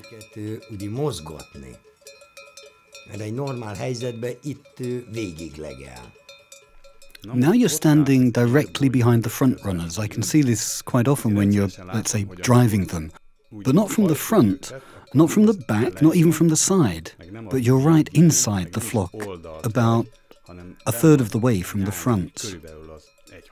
This is how I learnt from my father, how to move the flock. This prevents them from getting stuck, because I can move them and keep them a bit spread out as well. I still say that I'm driving them to a certain extent, but without packing them up close together. So I drive the ones at the front, like at the start of the film, and that's why I keep bellwethers. I try and shift the bellwethers, and they're carrying those big bells at the front, and they drag the rest of the flock along with them. Mozgatni, hogy ők elől a nagyvasakat viszik, és akkor húzza magával a nyájat. So you can push them with the dog, but you can't pull them, and that's what the bellwethers are for. Exactly, that's right. And then they'll come in a nicely elongated formation, so that the slower sheep don't have to rush, but can carry on at their own speed. But where we go is where I want to go. Tényleg haladni. De azért csak oda megyünk, ahova én szeretnék. And in the meantime, they keep tearing blades of grass off. Well, that's the point of what we're doing, so that they graze wherever it's possible.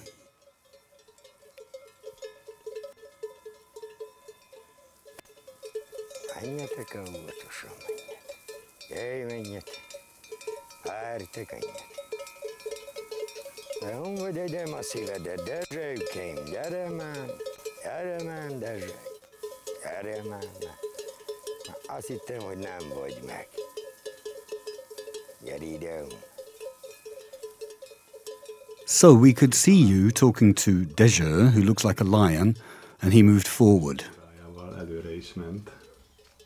Yes, I have to find them when it's time to go, and then they go in front. They're the drivers of the flock. And why do you call them Desde and Desde? A long time ago, there were two billy goats, and they were called Desde and Desde. It wasn't me who gave them those names, but that's who the sheep are named after. And do you always give these names to the bellwethers, or do you have other alternatives too? Usually I call them Korcos, Shaggy. They don't always have individual names. I normally call them all at once. Move forward, Korcos, and then they move on. Or I just say, move forward, bellwether. They don't always have names. These two were raised by the family here at home, from when they were lambs. That's why they have their own names. They've begun to spread out to the right, there at the front.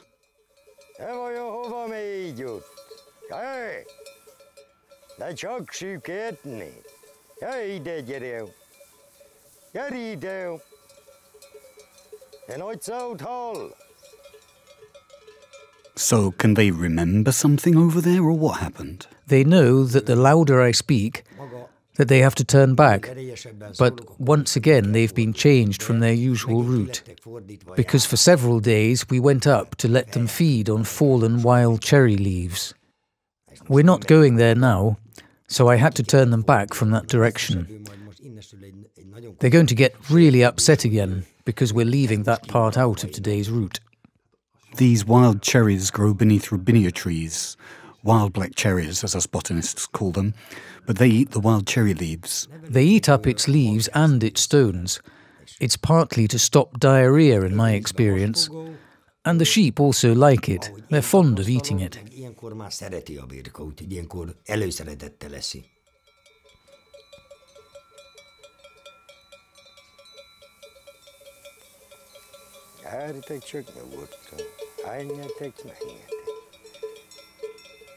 Most nem tudod, hova kell menni?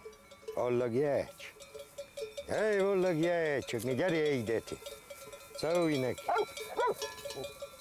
Szólj neki. Like you said earlier, they don't know which way they're supposed to go. Oh, they know where they should have gone, but now they don't understand why we're not going there. And here I needed the dog to help, because they need to be directed all the time in this part. The flock's already in a different shape, and you're also somewhere else. Yes, from now on they have to be driven, because now they really don't know why their normal day has been turned upside down. You're communicating with them, but you can't tell them everything you want to say. Well, with the tone of my voice, I can give them a signal if they're going the right way or not. But now I've got to be firm with them all the time, so that we can keep on moving. But every step they take, they're pointing out that we're not going the right way. hogy nem jó fele megyünk. Hallod, hát induljunk, hát ide gyere, ide gyerünk, hát gyere ide, hát. We can see sometimes you're using your voice to direct the sheep, sometimes the dog. Here they have to be shown that they can't turn back, that we're going. And for that, I needed the dog. I sent him over there to turn them round, so they don't go back. There were several rogue sheep there who had to be told. The flock's very close together now. Yes, even from that, they're showing that we've deviated from their normal day, and I have no choice but to drive them.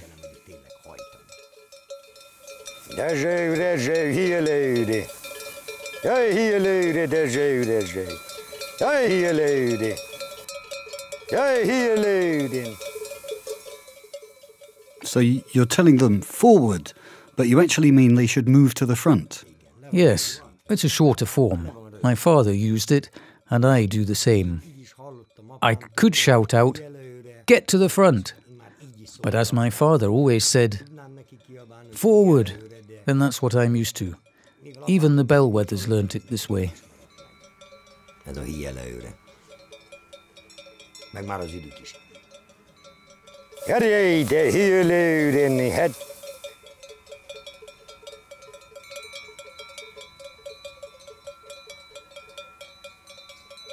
Mióta lettél ilyen szégyellős? Why did you say that? Well, there's the camera again in front of us, and you can see that they're taken aback. Usually they'll look at things out of curiosity, but now they've turned all shy. Megnéznek dolgokat, most meg kimondottan meg vannak ugye illetődve.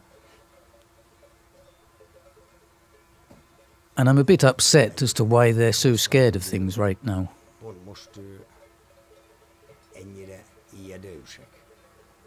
Yeah. When I come out to the pasture with you, the grazing is not the same when I'm there. On the one hand, I distract your attention with my questions and with our talking, and on the other hand, the sheep know that there are now two people there. So it's really hard to see what real grazing is like, and that's why we wanted to make this film. But even this isn't completely like reality, only almost reality. Yes, we've made a tiny change to make sure that the grazing is over while it's still daylight. Napvilágon ugye Várj itt, gyere itt, várj itt. Gyere itt. Jöjj, haladj, bicsú. Várj itt, gyere itt. Várj itt, gyere itt.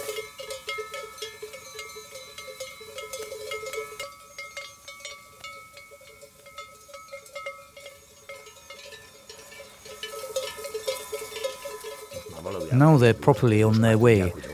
Now they know where we're going.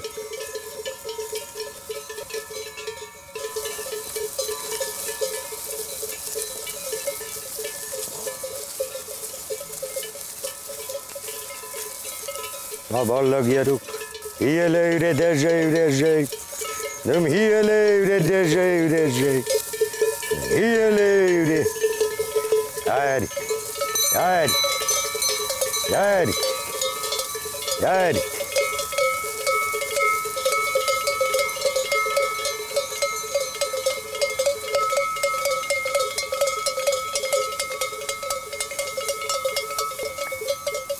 Na, gyere ide.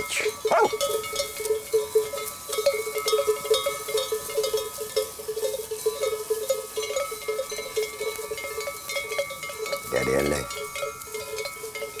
Gyere. Sometimes you get him to bark, sometimes you call him back. You're constantly giving the dog commands. Yes, I don't want him to overdo it. He should only keep them in check as much as necessary, and only bark twice and no more. Gyere, mozogjatok. Jöjj, mozdulj. Árite. Now, upwards from the flock it's your pasture, and downwards from them it's your meadow. These stripes were made by the tractor doing the mowing. We've just crossed the border between the two, and here we are in the meadow. Most mentünk el a kettőnek a határon, és érkezünk meg szépen a kaszálóra. When we're mowing, the interesting thing is that we mustn't put the blades right down onto the ground. That's why you can see the taller grass stubble. Ezért látszik, hogy torzsra van hagyva. Gyere, leüljünk. So the next quarter of an hour is so full of excitement. What's happening now? Why haven't they calmed down? I divide the meadow up into several sections, so I always give them just a small new section, and I continuously try to get them to graze the sections we've done in the last few days. But they're always trying to go to the new grass, which hasn't been grazed yet. Well, this is a meadow that was mown in the middle of summer. It's on its second growth now. And it's this second growth that you're getting them to graze down now. Yes, but section by section. Otherwise, they'll gobble up all the legumes in a couple of days and trample down the rest of the plants. Hey, vigyázz, Virka, mert én megtapsoltatlak, úgyhogy a nehézség kitör. I'm beginning to lose my patience, you see, because they're not starting to graze. They want to roam all over the meadow at once. Az egészet járni. So I'm trying to tell them, as gently as I can manage, that it's no good what they're doing, but their desire to eat the most delicious parts of the whole meadow is stronger than their willingness to do what I tell them. So we're really going to struggle so they don't run loose. What they don't understand is that I want what's best for them. Az egészet. Ők itt azért ezt nem értik, hogy itt azért nekik akarok jót. Now, we always learn that legumes are among the most nutritious pasture plants. So why isn't it good for you to just let them go straight over and eat all the legumes, which will fatten them up the most? Because, while they're running for the legumes, they'll trample 3 times as much good quality grass. If I just let them pick the legumes, they'll eat it all in just 2 or 3 days. And then afterwards, they won't eat the grass they've been walking on.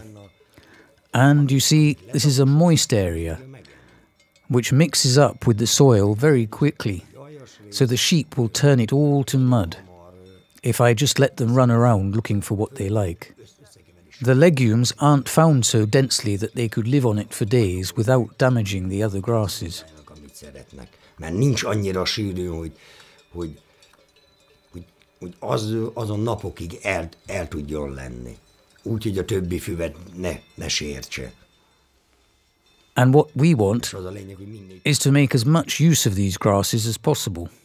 Here in the foreground, we can often see that the pasture is full of browner, older grass, but the meadow is still fresh and green. You can see the new fresh grass.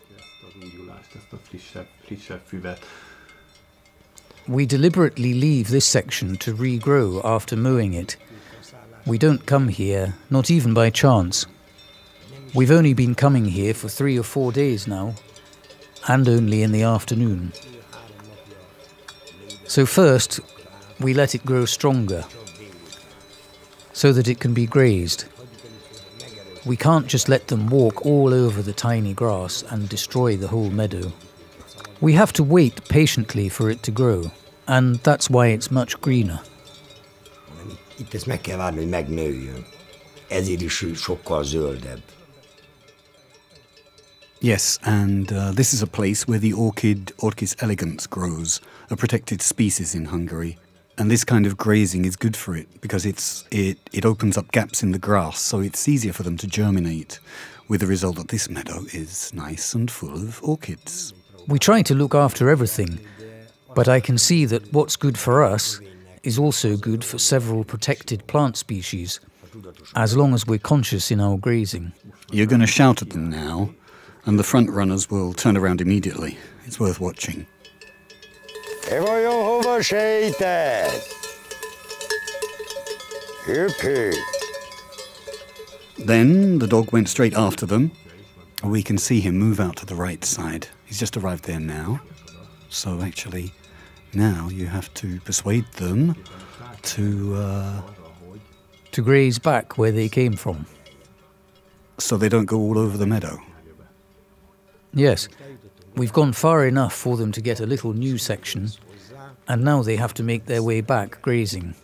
Now they mustn't go any further into the meadow, but they have to come back grazing the way we came. There's no other way I can do it, except by sending the dog over there. I could shout and shout, but they wouldn't take any notice. Hiába kiabáltam rá, már most nem hallgat rám.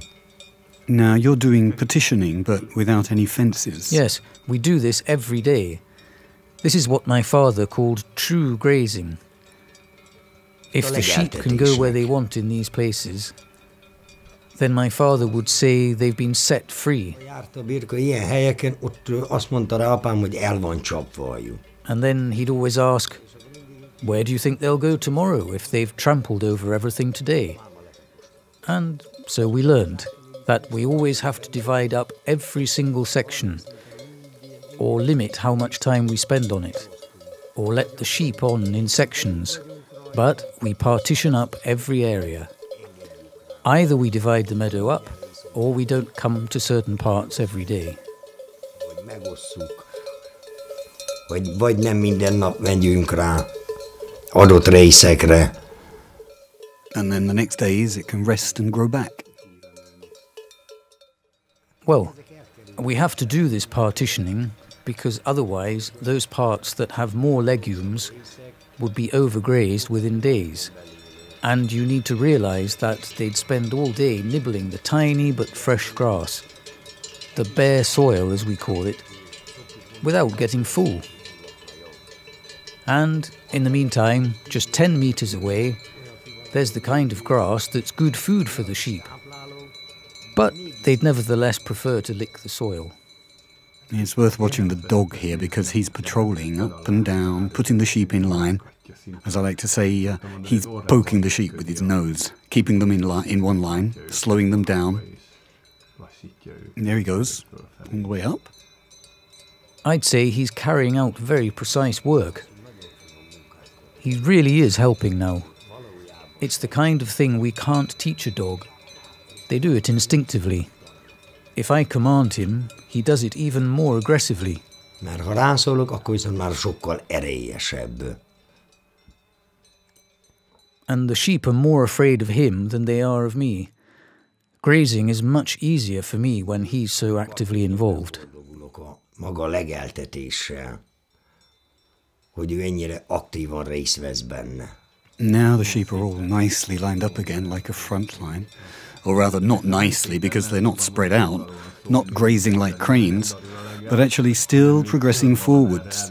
They're trying to find something better, something tastier, some more legumes. It might look pretty, but that's not the aim. Yes, they always get just a little bit, so that they don't get upset. So they're always being moved around in a semicircle. By the time they've been completely turned round, they'll only graze those sections where they've already eaten up the legumes. Félkörös fordulásunk, mire teljesen átfordulunk, hogy csak azt fogja tudni legelni, ahol már kilegelt a piac. It's a trick, a constant deception. Te vajon hova? Gyerjelek. So now you said to the sheep, where are you going? And you said, come forward to the dog. Yes, that's right. I bit off the end of my sentence. Where are you going? To the dog I say, come forward, because when he's gone too far, I have to warn him that it's enough. Az már sok lesz. And the aim is still not to alarm the sheep. Even if they keep moving towards me, almost unstoppably.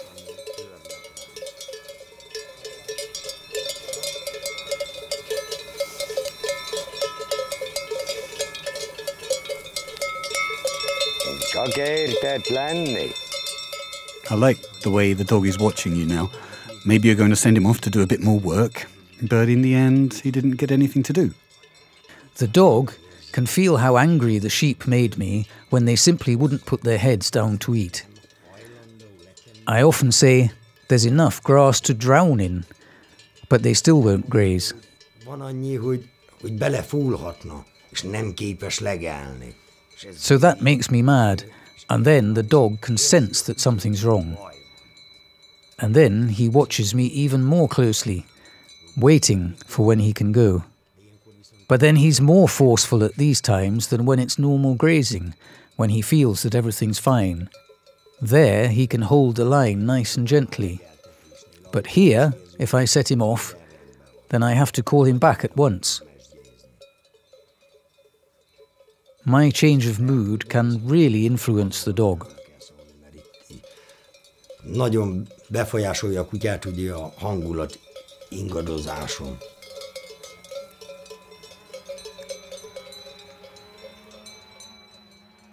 Here they're grazing well now, but they're not spread out yet, but still grazing while they move along. When they do this, we say they're grabbing this, grabbing that, just selecting a few morsels, but not stopping to graze. And there's nothing I find more annoying than when there's no harmony, when they won't just stop and graze. Then I can just relax and admire them. No, it's a constant struggle, and the dilemma is, when is it going to be enough? My biggest problem here, what I was thinking about then, was whether I should send the dog to drive them back with force, so they would understand that we're not going any further, and that they have to stop and graze and not wander all over the place.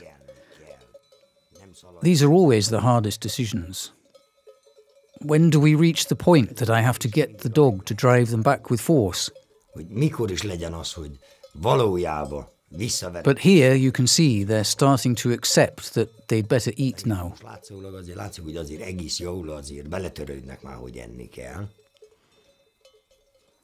But we always have these big fights on this meadow, day after day. Then you must be very patient. Now I understand when you said that you don't have time to read a newspaper on the pasture. Yes, it's not that kind of job. If you're grazing, you can't concentrate on anything else.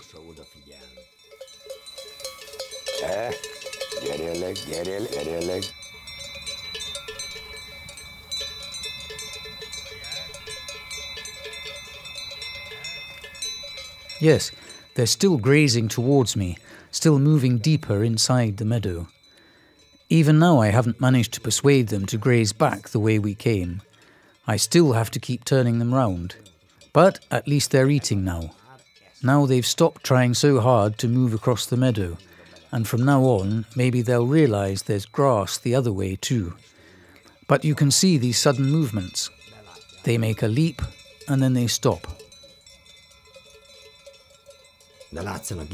Because they're still in a section which we haven't been to before.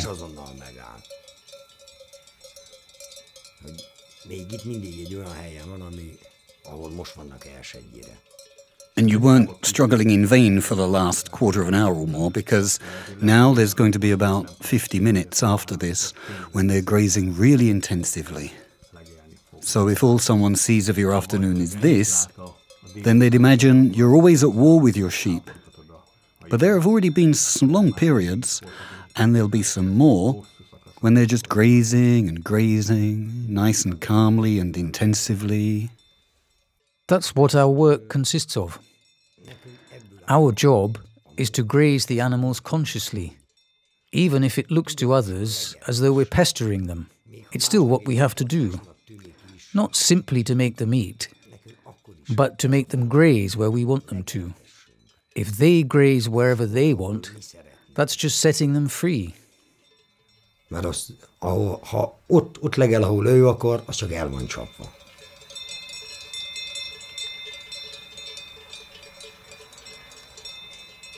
Now that it's all on film, it's easier to see the struggle at the front. Jobban lehet látni az elején a küzdést. Ooh, now they flinched a bit. The dog took one step, and the whole flock ran together in one group. But starting from now, this is the point where they all slow down, although there'll be some more action later too. Well, they keep trying to break free, to move across the whole meadow. If I weren't here beside them, they'd be off straight away. Ők bejárják az egészet. Ha nem vagyok mellette, akkor azonnal elindul. Elfelejtetted, miért jöttél? They have to be kept under control all the time, not to move anywhere but to graze. That's why I warned the sheep, asking it if it had forgotten why it came out to the pasture.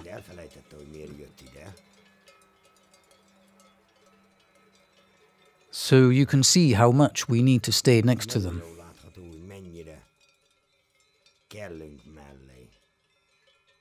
Now the flock has set off in two directions, but we're about to see that the top half turns around and is drawn towards the bottom half. Yes, it's the same here too, only it's happening faster than on the previous pasture. The same thing's happening, only quicker. That's why they're more drawn towards it, because this pasture is much more species-rich than down there. Ez még itt azért egy sokkal fajgazdagabb legelő, mint amoda lent. And it makes the sheep move more too.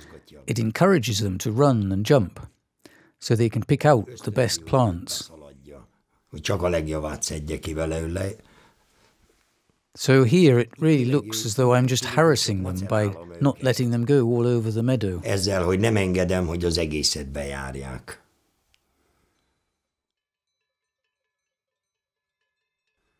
It's worth watching, because the flock is still all together now, but then 5, 10, 20 minutes later, when we look at the drone shot again, they'll be grazing like cranes, eating nice and intensively. That's why I leave them alone. There, in the new section, they'll pick out the nicest parts, and then they'll just accept that they can't go any further, that they have to graze those sections where they were yesterday and the day before. It's the biggest waiting game. I could drive them that way with the dog, but then they'd be upset again, and we'd have to start fighting once more, because they're anyway going to try to reach the new parts. So it's better to play this waiting game. And while they're moving, they've started to spread apart. They can pick out some legumes, and then they'll start grazing uniformly. Pillangósokat, és utána majd már egyöntetűen tud legelni. Yeah, there are several species of clover among the grass, and in substantial quantities, so this pasture is really nutritious. Yes, that's why we try to appreciate it.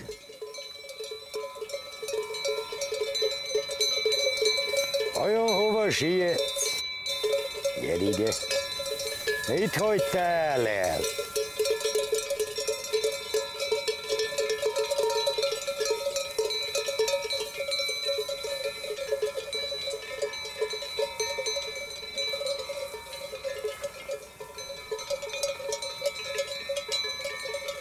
Mocskos, te hova mehetsz? Gyere ide.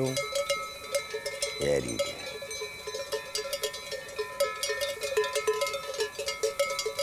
Hallod, vándor? Vándor!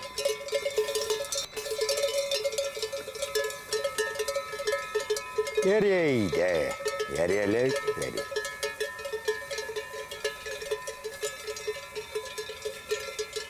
Csak meg vagy bújt, gyere ide, gyere ide! Gyere ide!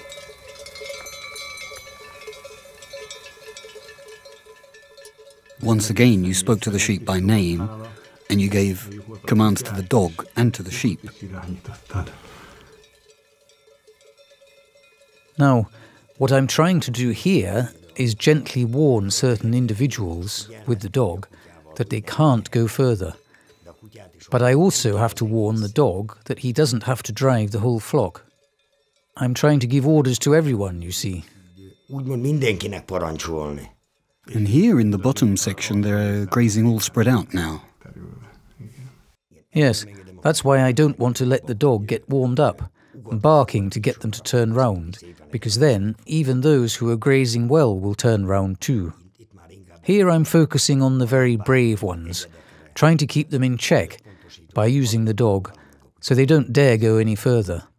I'm still trying to stop the more forceful ones. Meg mindig a legerélyesebb részét próbálom meg mindig állítani. Here, Divat is going to check on the front runners. And you can see clearly that the whole flock remains calm. Only the ones at the front moved further in when the dog arrived. Yes, he just wandered over there. I didn't send him. He just went there by himself. And when the sheep jumped back, he stopped straight away. That's how they turned round, nice and gently. But now they're off again. Yes, they also thought it was too gentle. Nagyon finomnak gondolták ők is. De csak elfele ballagsz, ugye? Csak elfele mégy, ugye? Gyersz, kis mocskos, vigyázz, helyme! You speak a lot to the sheep and to the dog. You can see it all through the film. Well, now I'm speaking to them less actively because of the filming. I normally talk to them much more, to the dog and to the sheep. I'm always trying to communicate with them. Gyere le! Egy Divat! Jó van, ide gyere! Jó, ide gyere!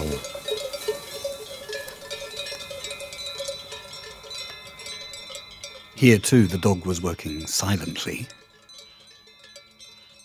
Yes, it's enough if I give him a nod, or he goes by himself and I leave him to keep them in line. That's why he doesn't bark then. But if I send him, then he barks while he's driving them. And if I use my voice to direct him, then he barks while driving them. And then he'll catch the sheep's leg too. He'll dare grab it by the foot. But if he goes by himself, he won't dare grab them. Just scare them and give them a nudge. And he knows that he has to go quietly then. Meg megszoktam már, hogy akkor csendbe kell.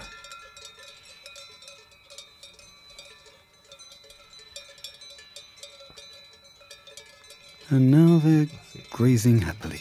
Another thing that's interesting, because they're filmed from a distance, you can't see the battle I'm fighting with them to make them graze. From a distance, it all looks so pretty, how nicely they're grazing. From closer up, you can see how much they want to get away. Especially when someone goes by on the road next to us, and all they can see is somebody standing beside the sheep. That's all they can see of you. And what they can't see is how many times I have to go to and fro so that the flock spreads out. And that little group at the top, they are still making attempts to leave. Yes, those are the most roguish sheep, and they'll constantly be making the flock move. Már csak belemász, olott, ugye? Csak belemász, ikú. Now the dog's waiting to see if you're going to set him off. Yes, he's always waiting for my command, all the time. But as long as I can sort things out with my voice, then he doesn't need to intervene. So here you're going to set him off with a hand gesture. You can't see it in the film. Here it is now. Yo, yo.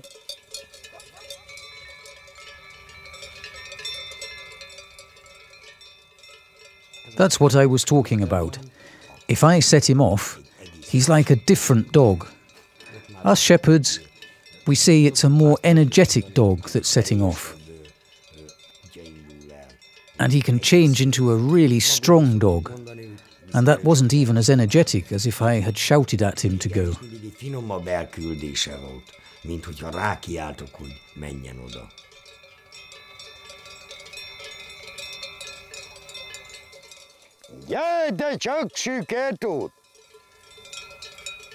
Now, with that shout, both ends moved inwards.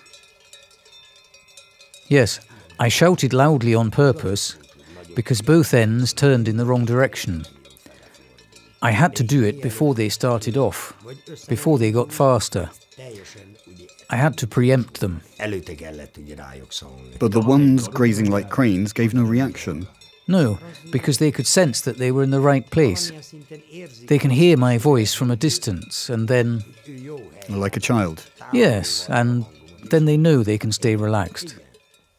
Hogy még nyugodtan maradhatok. Jéj, vajon mitől vagy olyan bátor? Gyere ide!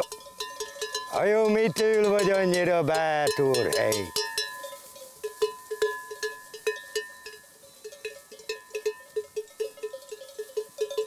Bátor, vigyázz, hely! So is that Bátor, that brave one, a specific sheep or just any of them up there? It's a specific sheep. Her name's Bátor. She's brave enough to set off. And she'll wait until the last minute, until the dog arrives. That's how brave she is. A really brave sheep. She's risking life and limb too. That's why her name is Bátor, brave. And you see, she's capable of turning the whole flock around. She'd take the whole lot with her. Látod, képes megfordítani az összes birkát. Az egészet elvinni vissza.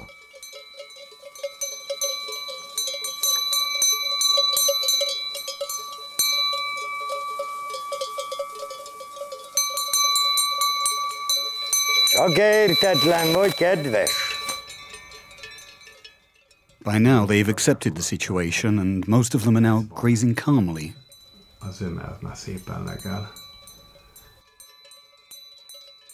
Now I've achieved my aim for everyone to be grazing uniformly. Now I just have to keep an eye on those few individuals who are going to try to go back. But now they really are grazing. And now this will go on for 10 minutes, and then you'll speak to them again. So, now we have a little time to talk about other things. Where are you all from originally? I come from Şalıkoǧlu, an area of drained marsh, with fresh and saline pastures on hard soil. I come from a family of shepherds going back several generations. But interestingly, I was born here in the sandy region of Neershig. And it's here that I'm trying to make a living out of shepherding, using my father's knowledge from Şalıkoǧlu and also knowledge from the regions of Bihar, Hajdúság and Neershig. And also to carry on this knowledge. Próbálom úgy ezt a juhásságot ugye már itt folytatni, vagy továbbvinni. How different is it to graze on the sand and on the saline pastures? It's like chalk and cheese. It's the difference between bread and lard and bread just on its own. Here you really have to learn how to graze the sheep. You have to be able to stay with the sheep. And here the areas available for grazing are much smaller than on the large saline pastures, where the vegetation is almost uniform. There the sheep get used to that much sooner. They're not so choosy. Once I had the opportunity to try it out. It was a dream compared with what we have here. Volt részem, hogy ilyet is kipróbálni, ehhez képest egy álom, mint ami itt nálunk van. Yes, I rarely hear shepherds working on the saline pastures use terms like keeping the flock in line or within the boundaries. But here on the sands, there are such tiny partitions everywhere that you reach the boundaries of your pasture much more often. Actually here, the most valuable knowledge my father brought over from Şalıkoǧlu is about healing, because it's much more watery there, and that causes far more illnesses, because the sheep drink from standing water. But the same kind of problems also occur here, because the water trickles down from the sand. And in these hollows, we get the same problems as in Şalıkoǧlu. Ezekben a gödrökben ugyanígy előfordulnak ugyanazok a problémák, mint a Şalıkoǧlun. You learnt what you know about the sheep directly from your father, didn't you? Well, that's what we grew up doing, in fact. But how much we learned, we weren't really taught, but this is the life we grew up in. So we came across lots and lots of situations. Or my father told us how we could avoid those situations that we hadn't come across. Our knowledge always came from these real-life situations. He made us pay attention to what he was doing and to why, but without explaining it. Sometimes it was only years afterwards that he reminded us we'd already seen this situation before. And I'd say that this was quite a successful teaching method for the family. Teaching not by saying, I'm going to explain everything, but by making us watch what he did every day, all the time. What he understood grazing to be. To an average person, I release the sheep and they go wherever they go. But the way we were brought up, grazing means that I pick up my crook, my shepherd stick, I release the sheep from the shed, and then I walk with the sheep. The way we were brought up in this is that grazing wasn't about my father being outside with the sheep and us watching from the farm. We could see the way my father did the grazing.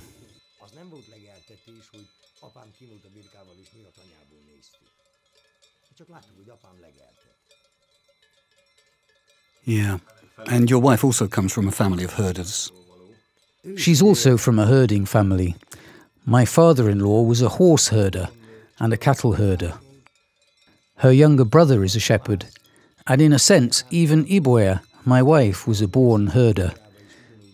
It was much easier for her to adapt to this lifestyle. Here, we really have to learn or grow up knowing how to adapt to the animals. How to live with them every day. Not just on one day, but every day, and with all their problems too. She's really got a good perspective on these things. Nem egy napját minden nap, és ennek a gondjával, bajával. És ezeket ő ugye nagyon jól átlátja. And your brother Lajos as well. Ugye Lajossal, ugye... Lajos and I have been farming together for a long time, right from the first moment. Since we've had our own flock, we've been together all the time. Like me, he also began shepherding with the landowners. And then we started our own flock. And since then, we've been doing it together. Azóta folyamatosan együtt vagyunk. And you don't only keep sheep, but you've got many different animals here on the farm. It's a nice farm if it's got everything. And we do our best to be self-sufficient, at least in terms of meat, by keeping all kinds of poultry. Legalábbis hústéren teljes önellátók lenni, hogy mindenféle aprólékot tartunk.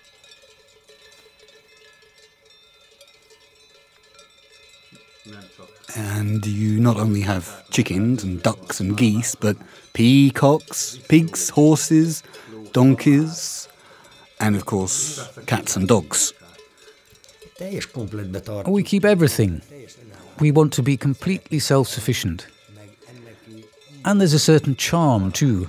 It makes the farm complete when you make use of everything. For example, with the winter feed, any fodder that spills out is eaten up by the hens. So nothing is wasted. Yes, and it's not just on the farm that you have all kinds of things to do. You also do handicrafts. You can make a lot of the things you need for shepherding. We'll stop chatting for a moment because there's something going on with the sheep again. De megint menetesz ott! Te hova menetesz? Because in the meantime you're working in the background. What kind of pastoral objects do you make? The things we actually use, like the traditional shepherd's bags, dog collars, bell collars, and for my own use, I make the rawhide case for my shepherd's knife as well. So those things we use on a daily basis, those are the things I make. De igazából, amik a mindennapokban használunk, azokat a tárgyakat készítgetem el. Yes, and you even tune the bells. That's part of our heritage, the bells. When the old folk passed away, they came down to us. And, of course, we have to keep these things in order. I still love using them. They need constant maintenance. So if one of the bells in the range is missing or lost, then I try to buy something similar. And then I tune it to harmonize with the others, with the old bells, so they sound good together. Ahhoz próbálok ugye venni ugyanolyat, és akkor a többihez hozzáhangolni, hogy az enyémekkel, úgymond az öreg vasakkal együtt szóljon. As I said, we're making a book in parallel with this film, and there'll be separate photos of those objects and of how you make them. Because you really are a master at this kind of thing. Mert ilyenek, te tényleg nagyon nagy mestere vagy. Well, it's not that I'm a master. I like making them when I've got time. But whether it's for me or to help out another herder, then I'll do it. But it's really only for us. We make these things for ourselves. There are a lot of things that we can't explain to a craftsman about how it was done in the past. For example, why I stitch the bell collars. Hogy miért is szegem én be a kolomszíjat. But it used to be widespread, and it still is today among lots of herders, that they're really very good at some of these handcraft practices. Some make woolen overcoats, some make furs, and some are experts at making sticks. Others are good at working leather, or making knife cases, or even at singing. So you actually deal with the arts too, and that's typical of your profession. Igen, általában mindenki csinál valamit. Yes, usually everyone does something like that. Some are more spectacular than others, but almost everybody has a kind of hobby that's connected to the job.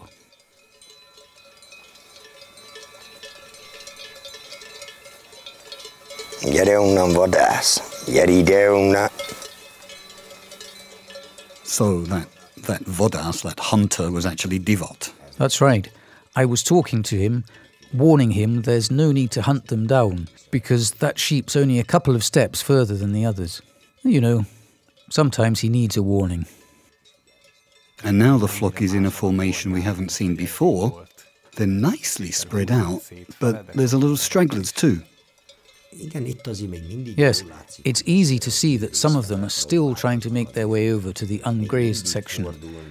But I'm doing what I can to try and stop them. Jó napot kívánok! Maguk mit keresnek itt? Mit keresnek itt? Tessék csak kisasszony odáig ballagni? Jó, bezem.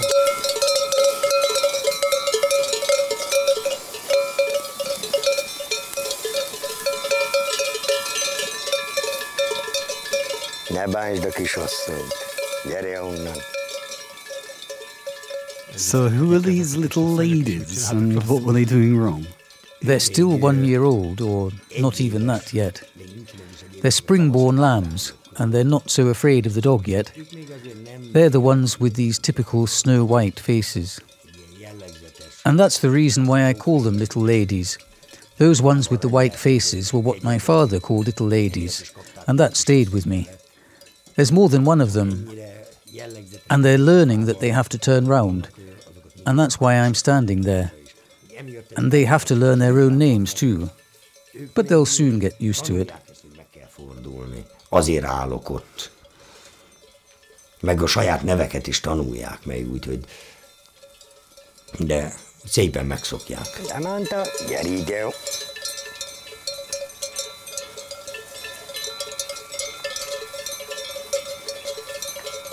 Hát már csak süket vagy, a jóisten a kis füledet áldja meg. De süket vagy, vigyázzál, hely már. Csak meghúzzatom a kis kabátodat.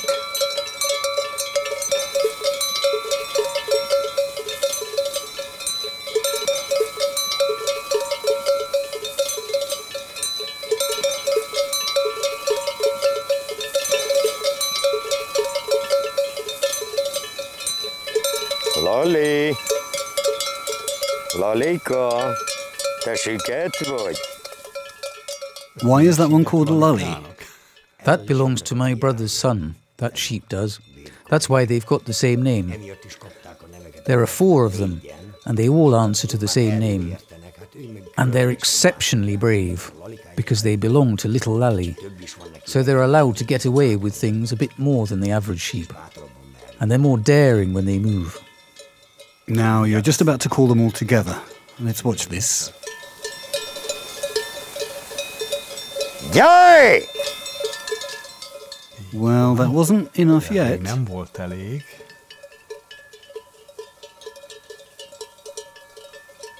I shouted at them now, because the ones I'm standing next to are in a good place now, grazing nicely, and I don't want the other half to drag them away.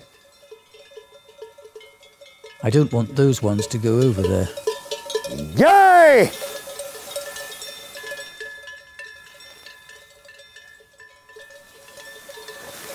Gyaj! Well, now they've got the message, and that worked. Well, that was the aim. The sheep I'm standing next to are used to it. They don't react so much to my voice as the ones further away. So if I shout at them, they usually turn round. Meanwhile, the others can carry on grazing, and I don't need to send the dog. What usually happens is, if I need to shout at them several times, they know that afterwards I will send the dog. And then the sheep learn that they have to turn around, otherwise Divat's coming. Yes, and luckily you didn't need to send the dog now, because...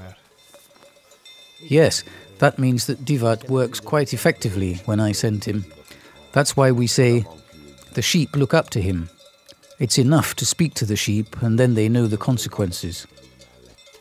Elég rászólni a birkára, és akkor úgy tudják a következményt. Is that one a little lady who's there now? No, that's a horned one, not one of Lali's. This one's Lali's. This one is. There are 4 of them. Ilyen van 4 darab benne.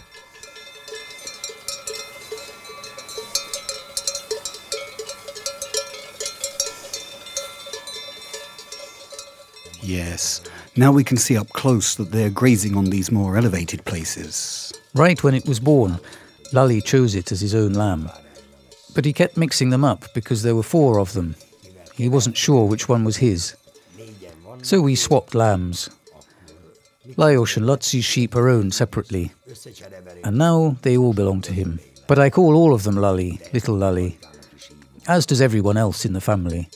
So if they're lambing or if we're looking after them, everyone says we're looking for little Lali.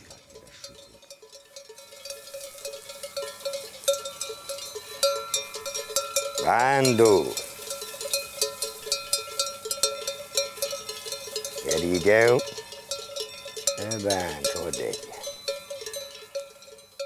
So Rambler was another sheep. Yes, yes. She's not called Rambler just because she dares to move away from the rest, but she's the one who turns up in different places within the flock. She doesn't have a fixed place in it. I can't say that she likes to be on the right, or in the middle, or at the back. Sometimes here, sometimes there. When you talk about these things, it always reminds me of school trips. Some of my classmates always like to be at the front, some at the back, and there were others who would come and go throughout the class. So in fact, people can behave similarly in terms of where they like to be when they're in a group. Egy ilyen csapatba. I'm sure you're right. I can talk about the flock in this way, and you can watch the different individuals. Everyone's got their own personality, just like people. And that's why we give names to the ones that stand out. That one Rambler can often be found 10 meters behind the rest, but an hour later, there she is, right at the very front, so she really can turn up anywhere.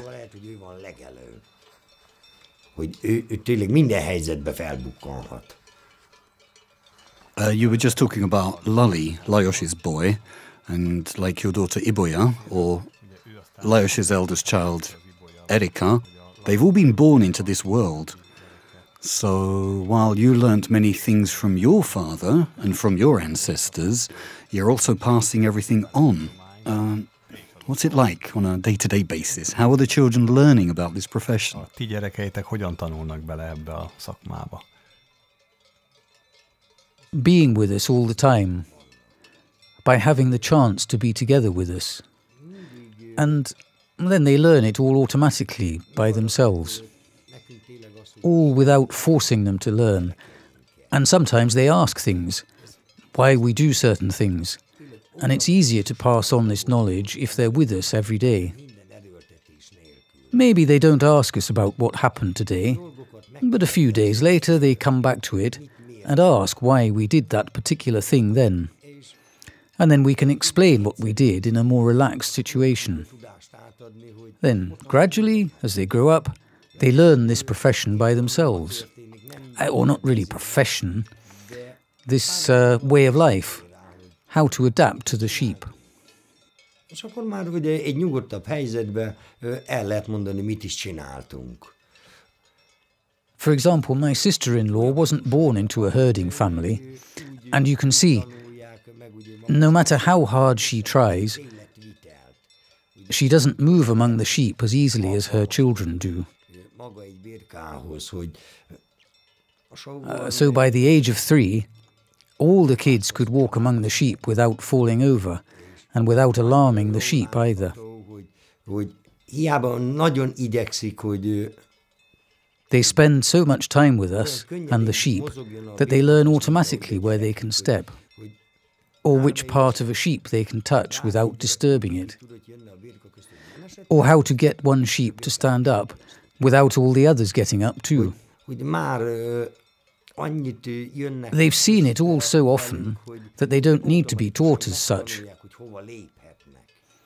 They see everything every day, and that's how they learn. Vagy éppen hogyan költsön fel egy birkát, hogy csak az az egy egyed álljon fel. Hogy annyit látták, hogy különösebben nem is kellett őket erre tanítani, hanem látják, és akkor a mindennapok. So actually, even when they were still in their prams, they were taking part in a shepherding course. At that age, a child can take in their surroundings completely, and they can feel things about the sheep at an emotional level, which it's very hard to do at a more conscious level. I mean, I can't do it. Yes, that's the thing. They're there all the time, constantly together with the sheep. A lot of people call us irresponsible, telling us that a 1-year-old shouldn't even be in the shed. But they are. We know there's a 1-year-old child in there with us, and while we're dealing with the animals, we try and look after the kids. But we also give them the same freedom that we had. Vigyázni rájuk. So they can live this simple lifestyle. Mi megkaptunk, hogy élhesse ugye ezt a egyszerű életet. And they've got their own animals, not just lambs, but they also have to look after the rabbits. There are kittens and puppies, so in a way, they're farmers too. They have to look after certain animals too, as an owner, with full responsibility. For sure. We always tell them, if they really like something and want it, that they have to look after it. I don't have time for that. And then, well, that's the difficult part, keeping the rules. You know, you wanted it, so you have to look after it. Even 2 weeks later, or a month later. As long as the animal's alive, they have to look after it, because they wanted it. Now take 5-year-old Lully, for example. How much can he do to look after a lamb like this? It's Lully's responsibility to ask if his sheep are all right, if they've had lambs yet. And we've even reached the point where he tells us, "That's my sheep." And then I go and take a look. And, "Yes, Lully, it really is yours." And then I can see that satisfaction in his face. His type of sheep are specifically for meat. And he's so proud that his sheep are fatter than mine. And he lets me know it too. "Pafu," he tells me, My sheep are nicer. It feels really good when they turn things over in their minds. And then he asks me, why don't you keep the same kind of sheep? And then I tell him, because you took them away from me. Kérdőre van, hogy én miért nem olyat tartok. És akkor mondom, mert elvetted. They grow up knowing which are their own sheep. Now, when it was shearing season, I've got this beautiful big spotted sheep, and my daughter said to the shearer, right where I could hear her, remember that's mine when you're shearing it. So from then on, it stopped being my sheep, and now it's my daughter's. She was already having it sheared as her own sheep, only she forgot to inform me beforehand that it would be hers. Whereas you learn so intensively from your parents and teach your children, it's not so intensive when it comes to adult herders teaching each other. It's an interesting question, how certain knowledge is passed down within families. There are some things that every herder knows and other types of knowledge that only certain families possess. Now I can quote my father once more. There's more than one way of doing this well. And there are families about whom we can say, they do things well. We appreciate each other, even if we don't say it. But we appreciate it nonetheless. But I'm the type of person who will say whom I think is good. Whether they're good shepherds or good cow herds, I don't regard them as, let's say, as competitors. I believe that I get by with what I know, but I recognize what they do too. There's no reason for us to have professional disagreements with these people, because at some level we respect one another. Because it's the animals who determine what kind of herders we are. If someone has animals who, let's say, doesn't have herders standing next to them, well, I can't help them because those herders don't love their animals. We cannot teach him this kind of affection. We couldn't make him love the animals, because if he likes what he does, he'll do anything to make sure that the animals are healthy and grow fat and breed. One herder told me that he, the herder, was a free man, while he was also the servant to the sheep, and the sheep was the master. So someone can be a free man out here on the pasture, but at the same time he's a servant. What I say to that is, I've got more bosses than anyone else. However many sheep are entrusted to me, every one of them is my boss. We can see a horned sheep in the picture now. Is that one of your bosses? Ez is az egyik főnököd. That's also one of my bosses. But what you need to know about that one is that its grandfather belonged to my friend, Pasture Kuchka. Then, when he sold off his livestock, it came here to me, and that's why it kept its grandfather's name. That one we call Bichkash. It's a typical horned sheep. Egy jellegzetes szarvasbirka. Now, soon the grazing on the meadow will be coming to an end. There's going to be a brief cut in the film, and we will continue with how the flock makes its way home. And then there won't be that much grazing, but we'll be setting off home. Már nem annyira legelésé lesz a terep, hanem elindulunk hazafelé. Gyere, Szamos. Ballagjatok. From here, we can see clearly how their daily routine has been upset, because on a usual day, when they're here on the meadow part, they stay here until it starts to get dark, or until they're so full that they stop eating, and we only set off home afterwards. But now, so we can make the film, this afternoon we have to set off home earlier. Utána indulunk haza. But you'll see how confused the sheep are, because they don't understand why we're going home already. De itt majd fog látszani a junak a zavarán is, hogy nem tudják eldönteni, hogy most miért is kell hazamenni.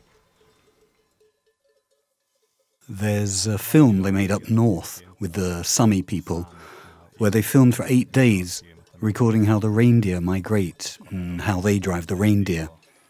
So there's already a few slow films like this in the world, but none of them are commented on all the way through by a herder.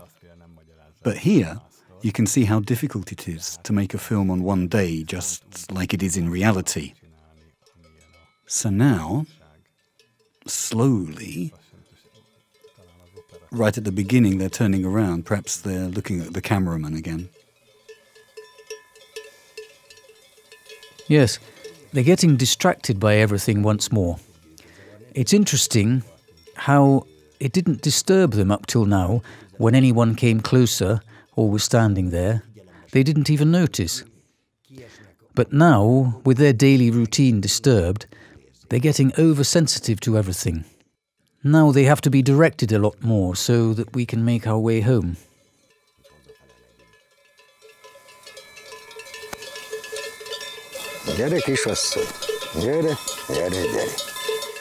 Now you've let her go. Vajon mit hittél, hogy mi az? Úgy bezem. Mehetünk hazafele.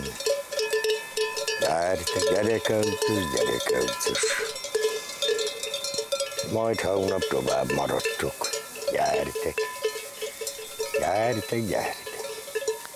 Gyere. Gyere, nagy szomos. Gyere, öreg, gyere. Ahogy csak komautosan. Gyere te is, gyertek. Gyere, neked hon a másik.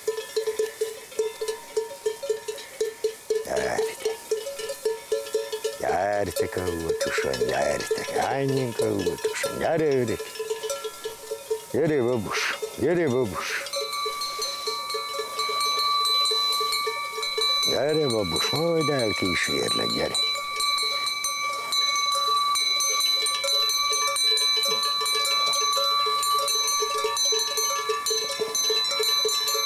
Hát kitomboltad magad, mocskos.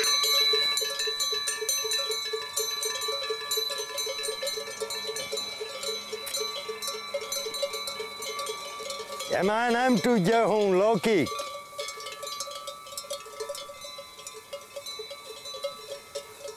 Jöjj! You can see they're all confused. Aren't we grazing anymore? Are we really going home now? When you shouted then, their reaction was interesting.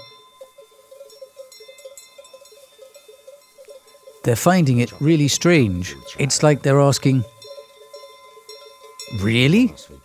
Are you serious? Gyertek óvatosan, menjünk odafele.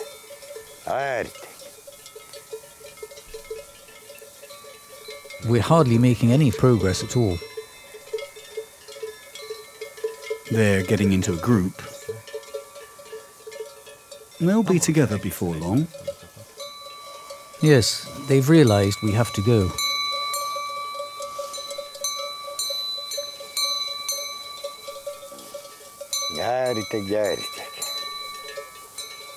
Gyertek.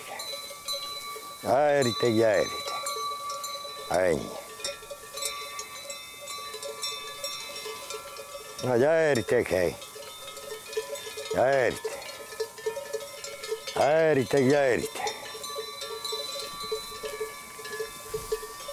Gyertek itt a vége. Gyertek.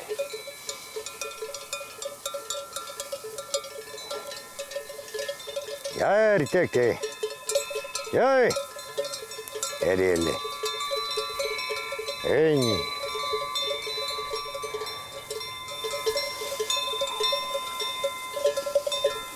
Gyertek, menj. Gyertek.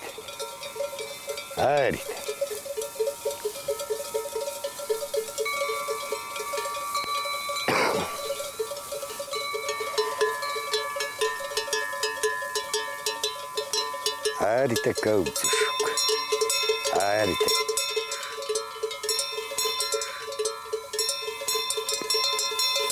Desde, megint el. Gyere ide. Desde.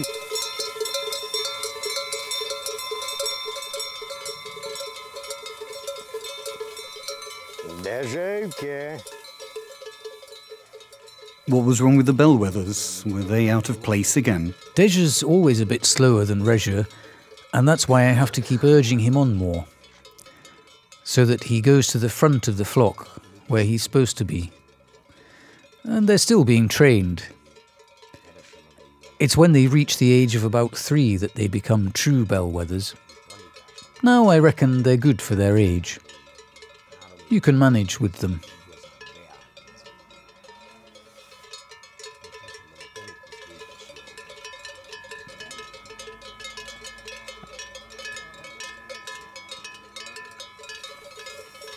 Na gyertek óvatosan, gyertek, gyertek. Gyere menni, gyertek, gyertek. Te is ide valahogy vagy, nem? Gyere, babus. Gyere csak. Gyere ide onnan, ne bánts, gyere ide. Gyere. Gyertek. Úgy, menjetek haza. We're now getting close to the ditch, which is dry at the moment, so they can go straight across it.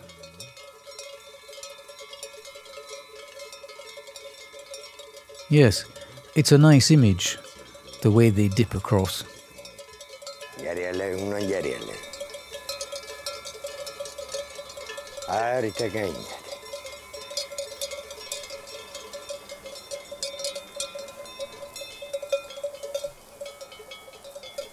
Gyertek, gyertek.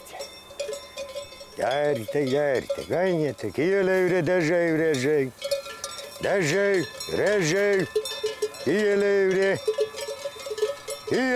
Dezső. Meddig merezted ott magad? Jöjjön menjetek. Gyertek ennyit. Menjetek. Menjetek óvatos. Jöjjön Dezső, Rezső. Rezső, Dezső. You can see the bellwether going there on the left.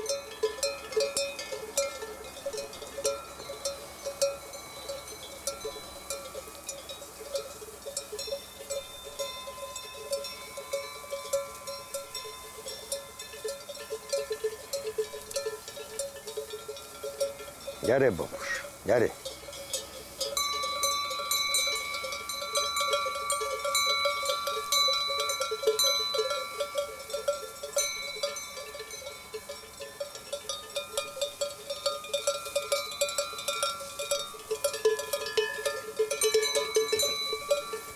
Gyere, szúsz meg! Gyere, szúsz meg! Gyere csak! Ej, Dezső, csak itt maradtál! Igen, itt azért csak megviccelt a Dezső, mint amit mondtam, hogy ő azért egy kicsit... So Desde tricked me in the end. I told you he's a bit cheekier than the others, and he moves a bit more slowly too. And here you can see that I made a mistake with the bellwethers. My father taught me they should be twins, and then they stick together better. But these aren't twins. They had the same father, but a different mother. So they have to be taught to move together. You could see it very clearly there. When I made the mistake, he stayed behind. I like the way some sheep get it into their heads to do a bit more grazing, and then they shift to one side a little and eat some more. Yes, there's always a few like that. I say they've got innards like bulrushes, long and thin, so they want to feel full right until the very last moment. Creatures like that mean we have to talk to them all the time. To an outsider, it might look as though we're just eccentric, but no, we have to keep calling them. I often say to them, "You've had all day to have your fill," or "Weren't you there with all the others?"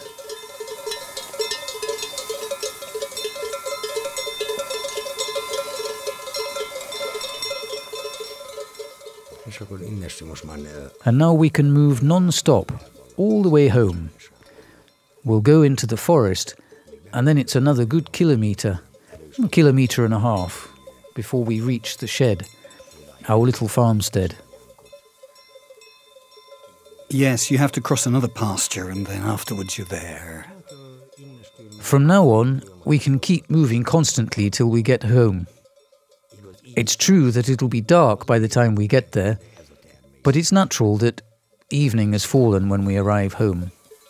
But until we reach the forest, the sheep are still hoping that they can graze some more. So they'll try to spread out, because they haven't all realized that they have to go home now. Vették még tudomásul, hogy haza kell menni. It's a bit strange for them now that we're setting off so early. Hogy ilyen korán indulunk. Gyere ide, gyere ide. And the closer you get to the forest, the more they're walking in a line. They're gradually coming round to the fact that it's time to go home. Ha ballagjatok, csak komautósa. Csak ballagjatok. Gyere, veres. Gyertek, csak gyertek. Gyertek, csak gyertek. Menjünk hazafele. Gyere. Gyersz, Dezső. And how differently their bells sound at the edge of the forest now, as the evening approaches. Igen, folyamatosan Yes. változik. It changes continuously. Gyertek, gyertek. Gyertek, menjetek. Menjetek. Jöjj, menjetek. Jöjj, menjetek. Gyertek. Gyere, mehet.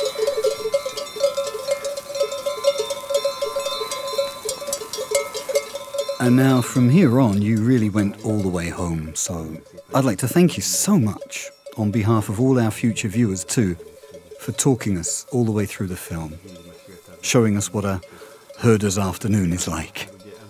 Because, you know, this knowledge, a lot of people believe, is outdated, but actually in Hungary, there are almost 500,000 hectares of grassland that are used for grazing. And what's more, a significant part of this also benefits from grazing from a nature conservation point of view. And we've seen the extent to which grazing in the pasture can be adapted to all the diverse kinds of landscapes. And if this can be developed with the conservationists working together with the herders, and there are more and more examples of this in Hungary, then it's possible to bring about a kind of grazing system that's good for the livestock, good for the herders, and good for nature and the conservationists too. And one of the aims of this film is for as many people as possible to see what everyday life is like for a herder, all the different things they have to do and watch out for. And in the book we're planning to publish, there will be a lot of information about many different plants and about what you know about the different plant species and what the animals know too. Fajokról és a jószágod mit tud ezekről a növényfajokról. Hát egy megtiszteltetés, hogy... It's an honour that you've recorded my afternoon on film and emphasised what you can see through different eyes from those of a herder. And maybe in this way more people will understand what grazing is all about. És hát, ha így több ember megérti azt, hogy mi az, hogy legeltetés. The way we do it. So I thank you. Úgyhogy köszönöm. Well, we thank you very much.